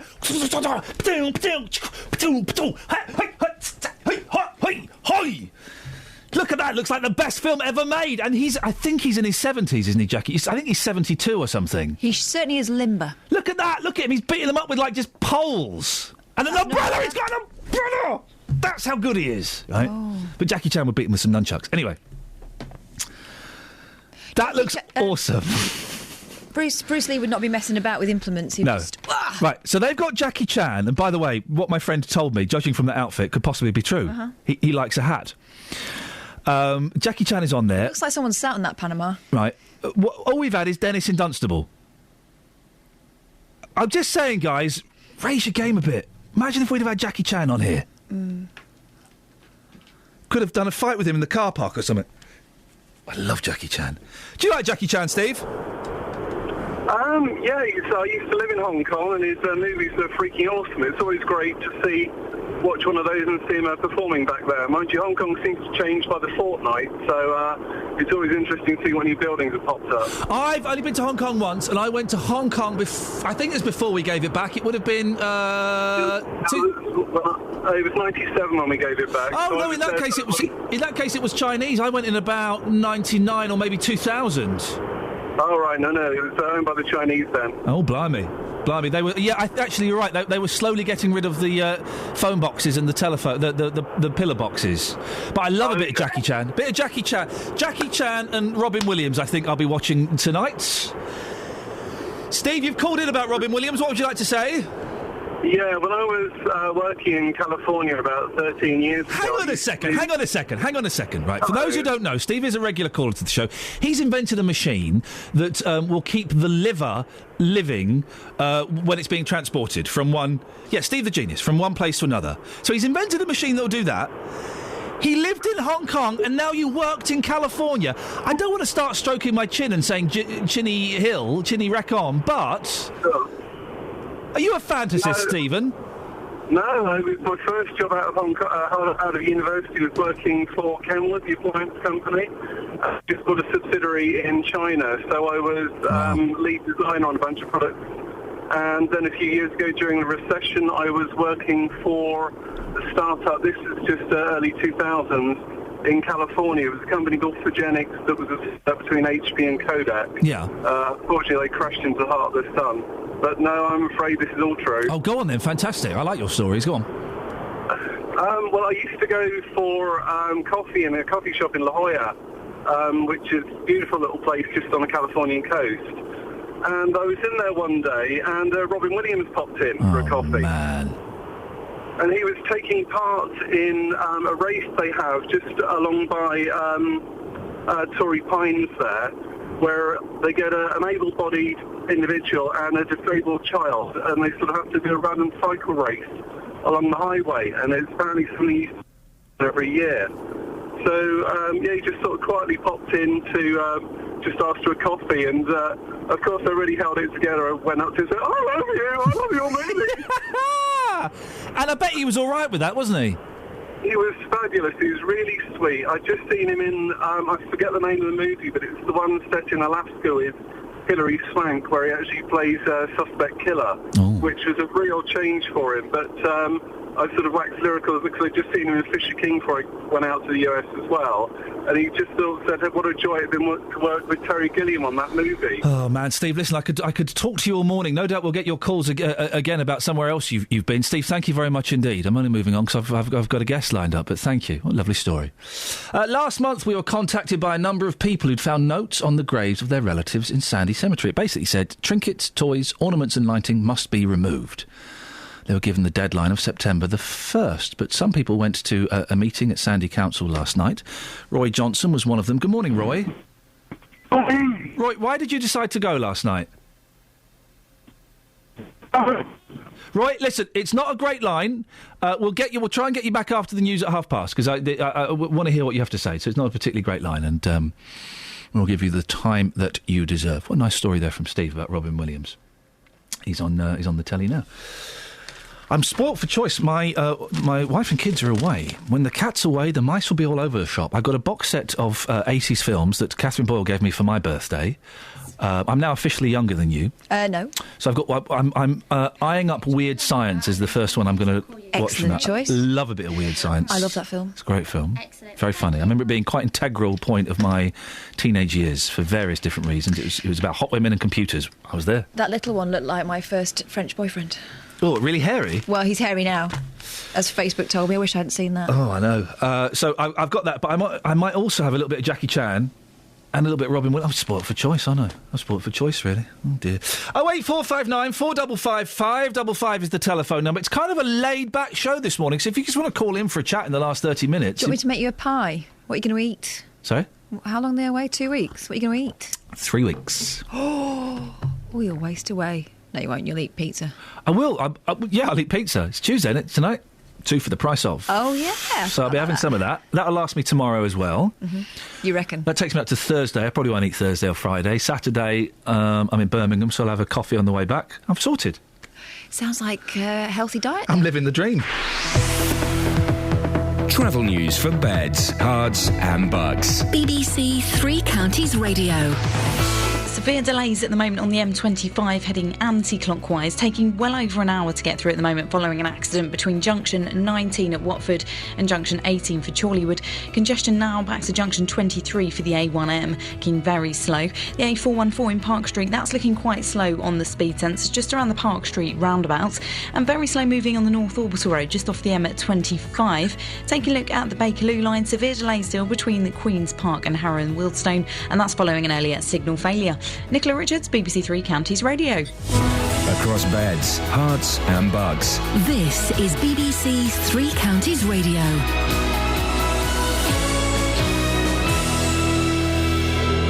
It's 8:30. I'm Jane Killick. Business owners in the Bury Park area of Luton have told BBC Three Counties Radio they'd warned the council about the dangers of Dunstable Road but were ignored. It comes after 3-year-old Maya Shazad died in a bus collision while crossing the road on Friday afternoon. Plans by Sandy Town Council to remove items left on graves in the town cemetery have been put on hold. They told relatives at a meeting last night they will hold a public debate on the issue. The Oscar-winning actor and comedian Robin Williams has been found dead at his home in California. It's believed the 63-year-old committed suicide. The weather, a bright start with a few heavy showers developing. On to sport, and in football, there's Capital One Cup first round action for all of our teams tonight. In a Hertfordshire derby, Stevenage take on Watford at the Lamex. Both clubs won at the weekend. Hornets defender Joel Ekstrand says communication on the pitch has improved since last season. We've spoken about that. We need to speak about every situation and help each other rather than keeping quiet. So if someone has something to say, we say it and we sort it out directly. MK Dons renew their rivalry with AFC Wimbledon. The pair met for the first time 2 seasons ago in the FA Cup. Manager Carl Robinson says cup success is not the priority this season. The league's more important than the cup for me, and always will be. The game on Saturday is massive away at Peterborough, so And we also have to put that into perspective as well. It's not my job as a manager to get carried away with all the controversy that surrounds the games. I have to just pick the team to be successful in the league and compete in the league. And we've always had a relatively good cup success. So obviously, for obvious reasons, with it being the next game, you want to win it. Luton Town play their first home match of the season in the cup tie against Swindon. Manager John Still says it will be a test for his side against a team from the division above. When you get this cup game that pits you against higher opposition, I think that gives you a little boost. You know, we were a conference team last year, we're playing a Division 1 team this year. So I think that gives it a little bit of extra edge. We'll try and have an alternative way of playing, because sometimes someone might come up with something that we've got to overcome this, and I think we might have to have it in our locker this year that we can change a little bit. Wycombe Wanderers are also in cup action away to Millwall. BBC Three Counties News and Sport. The next bulletin is at 9. Call 08459 455 555. BBC Three Counties Radio. Morning, this is Iain Lee, BBC Three Counties Radio. It's a mixed show. It's kind of, we're talking about pretty grim things. We're talking a lot of bad traffic. Talking about that story in Bury Park, about the very sad story of the 3-year-old girl that was killed on Friday. We're getting lots of calls from people who know the area and are coming up with their own suggestions for what should be done. Catherine, you've got text on that, did you say? Anne is saying something here on the text that people may want to have a view on. Regarding Bury Park, people in the area just stroll onto the road without looking. So if traffic stops for everyone, just think of the jams. Crossings with lights are needed. Take up the random ones so drivers and pedestrians are safer. I'm so sorry a child had to die to prompt this long overdue conversation. Here's an interesting thing. You know, on bendy roads and things where they have a sign that says "Warning Bend." Yes. Do you know why those signs are there? Because 2 or 3 people have died. Is that right? Yeah, I think it's in my head I'm sure it's 3 people have died, but it might just be 3 serious accidents and 1 death. But they only put those signs up when someone's been killed. There is a kind of process, isn't there, whereby they only take action if a number of people are killed. Yeah, it's kind of a mathematical formula, which is crazy when you think about it.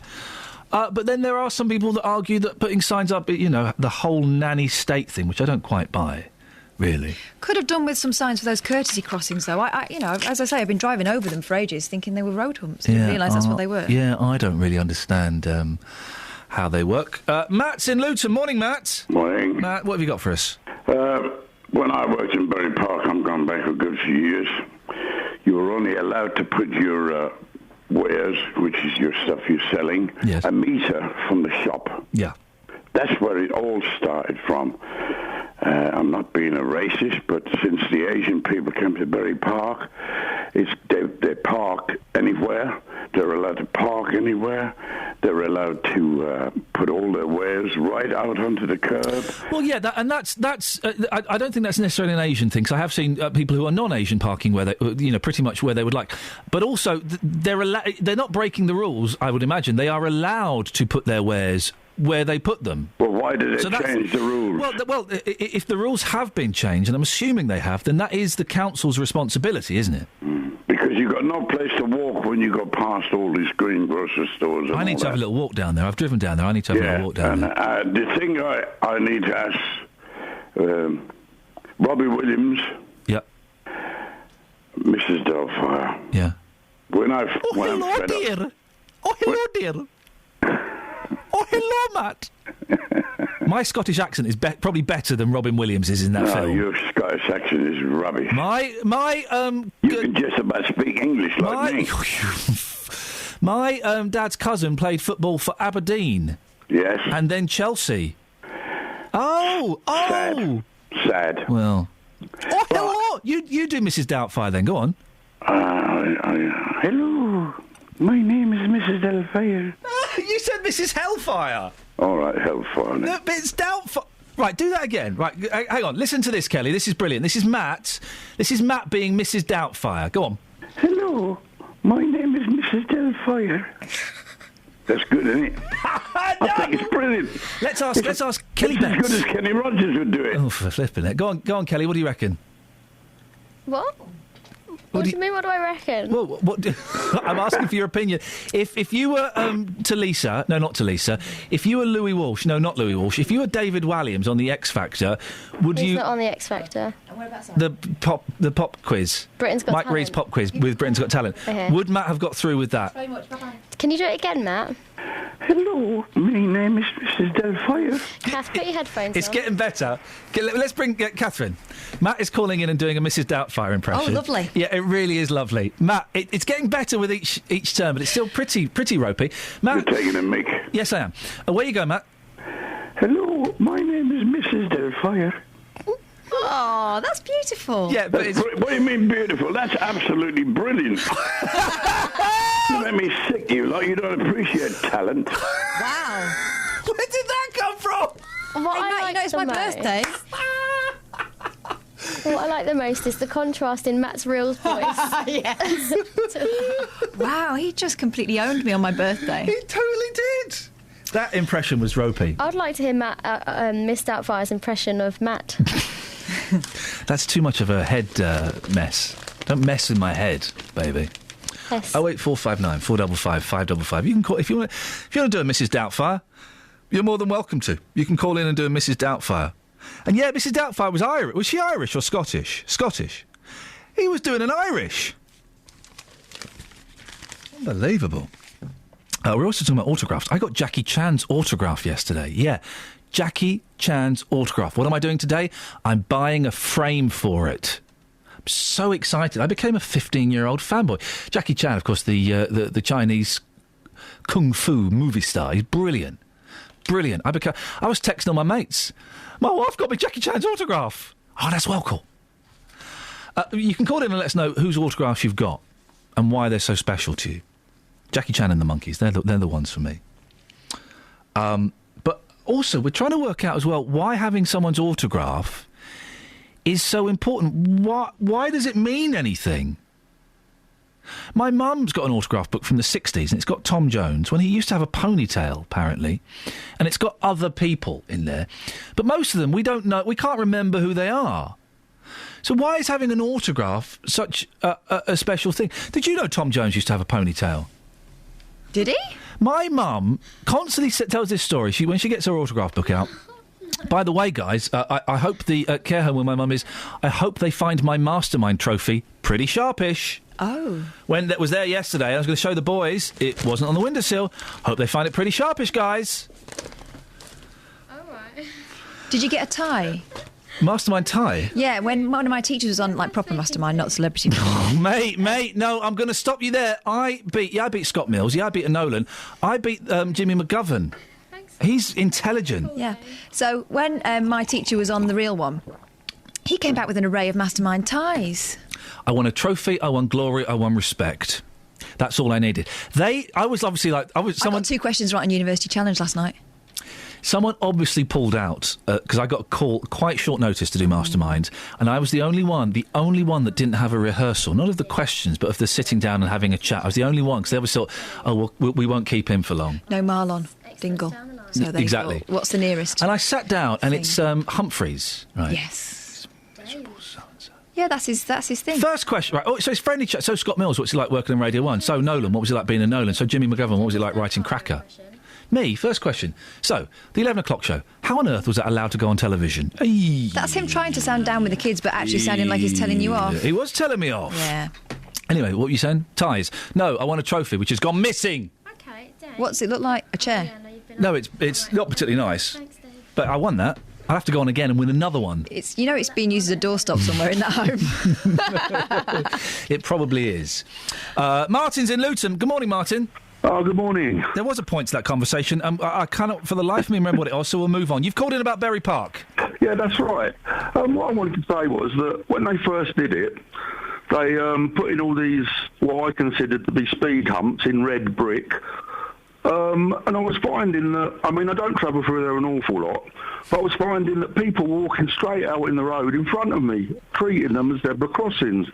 These are the raised courtesy crossings? That's right, yeah. Right. Well, yeah, so basically what I did was I phoned Luton Police. Oh. and I was put through to the traffic division, and I said, are these zebra crossings? Have people got the right of way on them? And I was told, no, they haven't. We will let the Muslim, that's what the words they used, we will let the community know. They should not be walking out in front of you, and they have not got the right of way. Well, this see, I'm not quite sure what the rules are on these courtesy crossings. I don't know who has the right of way. In Houghton Regis, they've got exactly the same idea, and they've now put black and white lines across them to show they're zebra crossings, the ones that should be. Right. Which makes it completely understandable and easy for the motorist and easy for the pedestrian. Yeah. No, you're right, Martin. Thank you very much for that. Oh, wait, I don't understand these courtesy crossings. I didn't know they were... I thought they were speed bumps. Remember when speed bumps used to be called sleeping policemen? I'm that old. You don't remember that, do you? Of course I do. You're older than me. I am not older than you. Sleeping policeman. Can we not have that? Bring that back instead of speed humps? I don't think we want to be encouraging people to drive over sleeping policemen. Well, no, I'm not saying literally, but it was just a nice... Well, it's just putting the idea in their heads, isn't it? I remember standing near a sleeping policeman once and watching... A real one or a... George Cole record Minder. Gosh, you really are very old. I am really, really old. Really old. He was in the original Ebenezer Scrooge film, wasn't he? Christmas Carol. Oh, what, The Shaman? No, George Cole. Which original? The black and white one. Was he really? Yeah, I think he was young Ebenezer. Is he? I'm going to ask the question. Is he still alive? Is Henry Root still alive? He's passed away, is he? Mm. Okay. That's why, it dates you. Because he was passed away quite a long time ago. Loads of people have died while I've been alive. Yeah, but quite a long time ago. Really? Mm-hmm. Wow. Really earning my money this morning, aren't I? Yeah. In a special way. I don't even know what that means, but I'm sure it's an insult. It's mean, yeah. It's horrible. I keep going to look at the front pages, but I don't want to because they're all miserable. All the front pages are miserable. What about the back pages? Sports, isn't it? It's all about Rory McIlroy, the golfing superstar. Yeah, they're kind of saying that because he split up with his girlfriend, he's golfing better. Yeah, blame the woman. Yeah, au contraire, the exact opposite happened to Tiger Woods. Tiger Woods. There's an appropriate name if ever there wasn't. Yes. Yeah. You see. Yeah. Here's something pretty crazy. Row leaves city with 2 Miss Birminghams. Pardon? Pretty crazy. Row leaves city with 2 Miss Birminghams. You mean Raoul? 2 girls have been crowned Miss Birmingham in a bitter row between rival versions of the beauty contest. Oh, I thought you were still talking sport. Katie Stamps, 21, was delighted to win the city's regional heat and now has her sights set on the coveted Miss England title. Oh. If she were to win that, she would be able to compete in Miss World. What for? But there's another beauty pageant in town, and it has chosen Christina Jagpal, 26, as Miss Birmingham. Hey, I've got an idea. Yeah. There's one way to sort this out. She was named the city's most beautiful young woman in a rival pageant, Miss Great Britain. Fight. Furious Miss England... You can't encourage a fight. Furious Miss England bosses There'd claim be hair Katie, and eyelashes everywhere. a 5'9" construction worker from Kidderminster... She'll win. ...is the only girl entitled to call herself Miss Birmingham. I'll put my money on her. Would you please? But they cannot afford the £25,000 costs of a legal battle with the rival setup. So fight. Rachel Barker, Miss England Regional Director for the West Midlands, said, "I am livid." Ding, ding. Round 1. They have no right to use the term, but unless we take them through the High Court, we can't do anything. Katie is utterly confused. Well, that's not polite. Oh, there's more to the sentence. Asking if she's still Miss Birmingham. Am I still... Am I still Miss Birmingham, Lake? Close. What do you want to say? In the other corner, however, Miss Great Britain insists... See, corners. In the red corner. Every legal right to name its winner Miss Birmingham. National Director Kate Solomon revealed she'd paid for ownership of the name Miss Great Britain from... Brilliant! I've got no idea what's going on. National Director Kate Solomon revealed she'd paid for ownership of the name Miss Great Britain from Miss Tourism World. Christina from Edgbaston held the rival Miss England title in 2012. Why are we still reading this? Makes no difference at all to anyone's life. She extended an olive branch to Katie, saying, "I'm from Birmingham. I get along with everybody, and I'm happy to work with another Miss Birmingham." Oh, that's the right answer.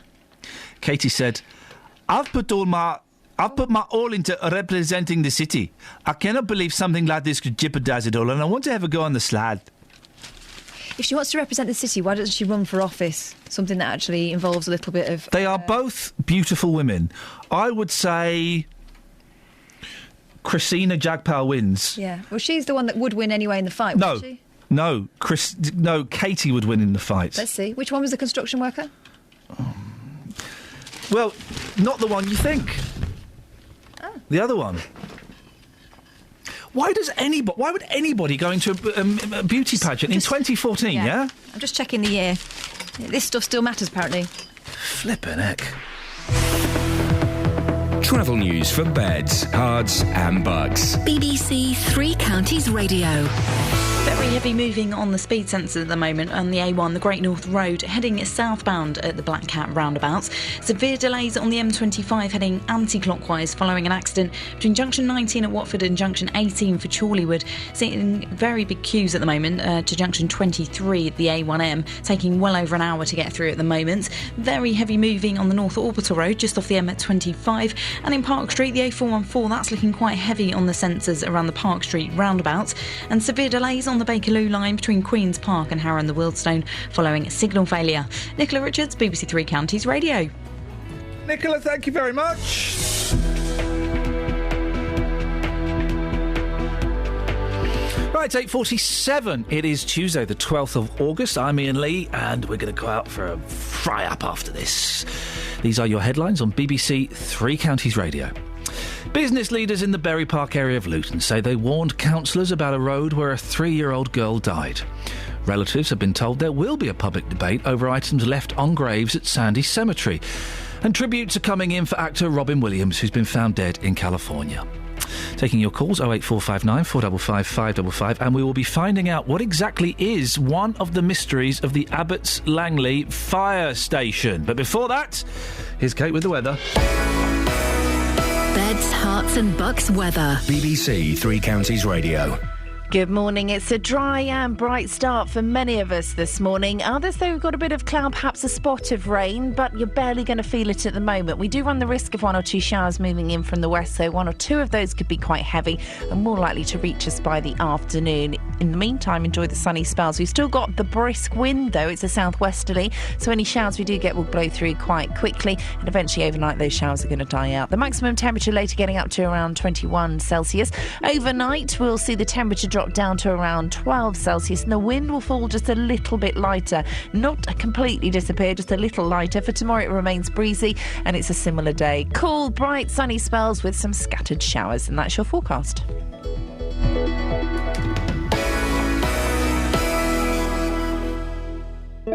Nick Coffer, across Beds, Herts and Bucks. I'm at Bletchley Park today for a very, very important special occasion. For me, being out of the studio is about putting faces to names and bringing to life all that's brilliant about Beds, Herts and Bucks. If you know the high street here and you've never seen what goes on behind you really should, because it's like a whole new world. Nick Coffer. Here we go. I think for my listeners, they get a chance to hear about places they may never have visited. In fact, they may never have heard of. Here we go. Also, they hear the stories from the people that bring those places to life. That is one of the mysteries of Abbots Langley Fire Brigade. And we stop it there.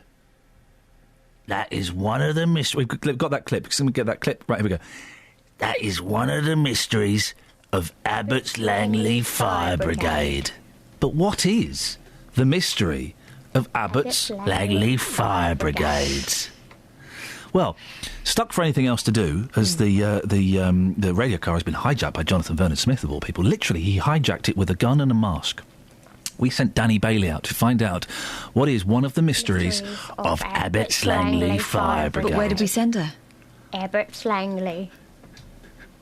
That would seem appropriate. And what did she find out? This. One of the mysteries. Pierre, do you know what the mystery of Abbots Langley Fire Brigade is? Oh, I'm afraid I've got no idea at all. Bob, do you know what the mystery of Abbots Langley Fire Brigade is? I've never heard of it. I've only been here 10 years. You've never heard a whisper? No, not at all. Irene, do you know anything about the mystery of Abbots Langley Fire Brigade? I had heard of it, but my mum and dad and my mother-in-law would have known all about it because they've been here all their lives. I've been here 50 years and I have heard of it. It's more likely in the book of Abbots Langley. but you just can't, for the life of you, remember what it is. I can't think what it is. It's too early in the morning. Linda, do you know anything about the mystery of Abbots Langley Fire Brigade? I do not know anything, no, because I live in the village all my life, but I've lived in the lower end of the village, not this end, so I don't know, sorry, no. Do you know anyone that would know? My husband Mike, because he's lived in the village all his life, but he's obviously at work all the time, so I don't really know who could help you. Conspiracy! Yeah, they all know. They all know the mystery of Abbots Langley Fire Brigade, but they do not want to tell us. They can't. This is outrageous. This is like Village of the Damned. I've never seen that film. Children of the Corn. I don't think I've seen that film. The one where Wicker Man. That's exactly what it's like. I was going to cite the one where the man from Waterworld makes a baseball pitch, but that's better. Do you remember that bit? Yeah, I watched that with my parents. It was very uncomfortable. The Wicker Man is. I mean, let's be honest. It's a load of old rubbish. No, true story.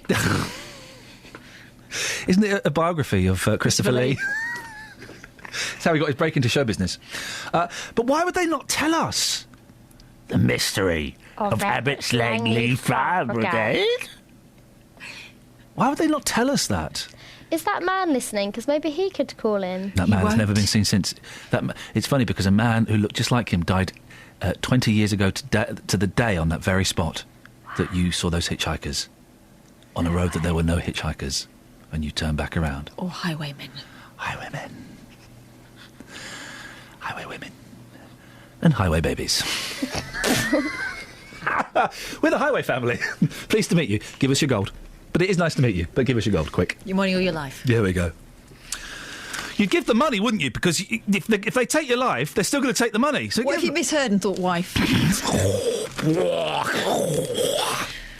Some of those wives would have been glad. Anyway. The thing is, right, the thing about the olden days that is not hammered home enough is that everyone was filthy. Yeah. They had wooden teeth. And frightened. And were frightened and filthy and dirty. I mean, really dirty, hairy people. I learned something very alarming about the Stuarts yesterday. Oh, yeah? What, the Patrick Stewarts? No. from Star Trek? No, Reboot? Them people that lived around the time of the Stuart Kings. Yeah, the Patrick Stewarts. He's old enough. I'm sure he's played one at some point. He's played something. Anyway, then he once tried to get my friend. Fire. Thanks, man. Speaking of fire, better put me out. They used to use smoke to resuscitate people. Oh. That's where the phrase "I'm going to blow smoke up" your resuscitation orifice. Patrick Stewart. Patrick Stewart used to smoke. He's got a fetish for. No, let's not, please. Stop. No, Patrick Stewart once encouraged my friend to get involved in political activities. Oh. And my friend said to me, "I don't really want to, but he's quite forceful." He bullied him into standing up for political activities. Scoins. Okay. No, I wouldn't class Scoins as a friend. Anyone heard from him? Not now, anyway. No, not after that thing. After the lost weekend we had of 2 weeks of radio. Anyway, so what were we talking about? Can't remember. No, Mysteries. So we don't know what the mystery of Abbots Langley Fire Brigade is. Maybe that's the mystery. There is no mystery. They don't want us to think there's a mystery. Paul Daniels is going in Celebrity Big Brother. Is he though? Well, it's no. Now it's in the Feels like Sun. He's already been in it. It's in the Sun. You see, and here's a little tip. Okay, if a name is mentioned in the Daily Star of someone that's going in the house, they probably are. It's probably a legitimate leak because they're owned by Desmond. If it's mentioned in the Sun, it's not quite so definite. Right. But here's one for you guys. I'm so excited by this. I even ordered a DVD so that when I meet this gentleman, I can get it signed. What, Whizbit? No, not him now. I want someone else in there. Yeah. Ladies and gentlemen, it is rumoured, and quite strongly rumoured, that going into the Celebrity Big Brother house is none other than Mr. Gary Busey. Yeah, I heard that. Gary Busey! Really? What's your favourite Gary Busey film, Kels? Oh, I don't know. You don't know who he is, do you? I know his face. What does he look like? He's got like a face that should be a cartoon, but it's not. He has, actually. Yeah. He's going to be in... I ordered the Buddy Holly story on DVD. Have you seen that film, Catherine? Yeah, I think so. Oh. But no, La Bamba. That's the other fella in the plane. Buddy Holly story is a brilliant film. I think you'd like it. I would think you'd like it. I don't really like Buddy Holly, though. Oh, is that an impediment? You're going to struggle with it. It's a lot of Buddy Holly. Do you not like Buddy Holly? Don't think I do. No, it frustrates me. But Gary Busey is a lunatic. I mean, he's insane. He did way too much acid in the 60s, so he plays Buddy Holly like a lunatic. Right. Anyway, I've ordered that on DVD last night. What other films were he in? Was he in Point Break with Looks Keanu? like he might have been, but yeah. I'll tell you what he was in. Go on. I love Gary Busey. Lethal Weapon? Yep, never seen it. Oh, that's quite good. I've never seen a Lethal Weapon movie. Just one more. Is that not just one more? I don't know, I've not seen it. One more job, and the guy keeps getting convinced. I don't know, I've not seen it, mate. So you can describe... That's what it is. You can describe the film as much as you want. I've not seen it. OK. I'll describe it as much as I want. So you've got Mel Gibson. All right. Other people... Now, I don't know any of these other people. He's got a mullet. Lawrence Goodger. No, that's a woman, Lauren Goodger. She was in Towie. OK, Stephanie Pratt. She was in... she's been in it before. Can't be her again. Oh, no, that's the sister of... You'll remember this. Oh, that couple that went in, Spidey. His sister. Lettuce... Spidey from Coronation Street, who lived with... that couple that went in, they were all... Oh, all right. Oh, yeah. And then they said it's all a big game. There's a woman called Lettuce Rowbottom. I don't know why she's in it, because she just went on X Factor or something. George Gilby. I know this young lady... Josie Cunningham. Boob up on the NHS. She's not, is she? This is what it says in The Sun. No. I've also heard rumours of... It wasn't me. Oh, well, it's about time, isn't it? What, for Shaggy? Shaggy. That's the rumour I've heard. Well, Coolio's done it, so there's a precedent. What is... now, I've not seen this Tumble programme. Has anyone seen this Tumble? I happened upon it. So it's celebrities... doing roly-polies. Is this not like... Wasn't there a circus show with Ruby Wax? Yes, that she regrets doing. Apparently it was a stinker. Yeah, and she wasn't allowed to say that it was all a big joke. Oh, you're not... She had to take it really seriously. She said she'd yeah. go on thinking that she could do it like Ruby Wax, taking the mickey, but they all took it really seriously. Yeah, yes, I've done jobs like that. I'm doing one now. But so the celebrities... but they're all rubbish.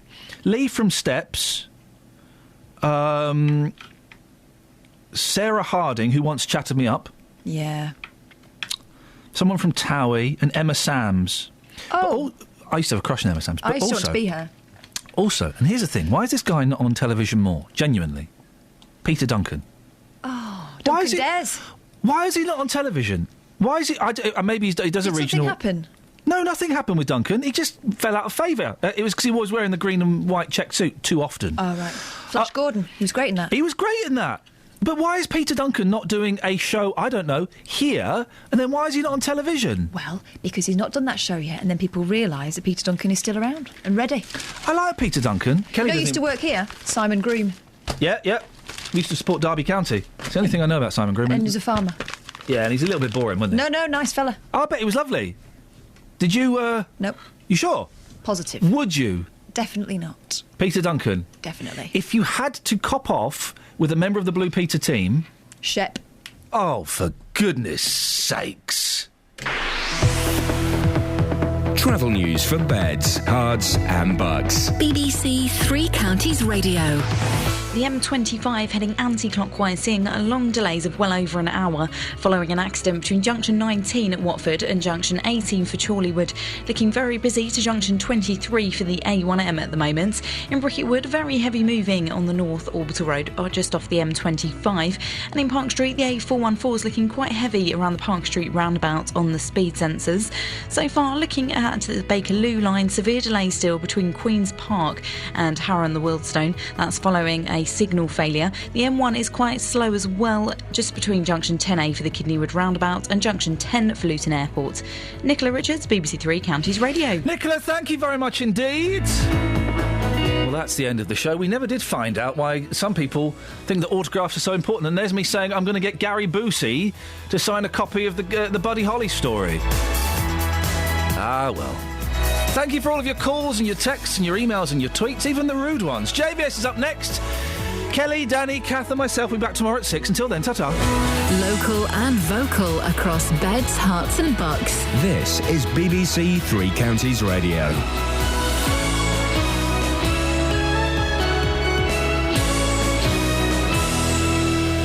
Thank you, Iain. Good morning. And welcome to the JVS show. I'm Jonathan Vernon-Smith, live from Flamstead in Hertfordshire.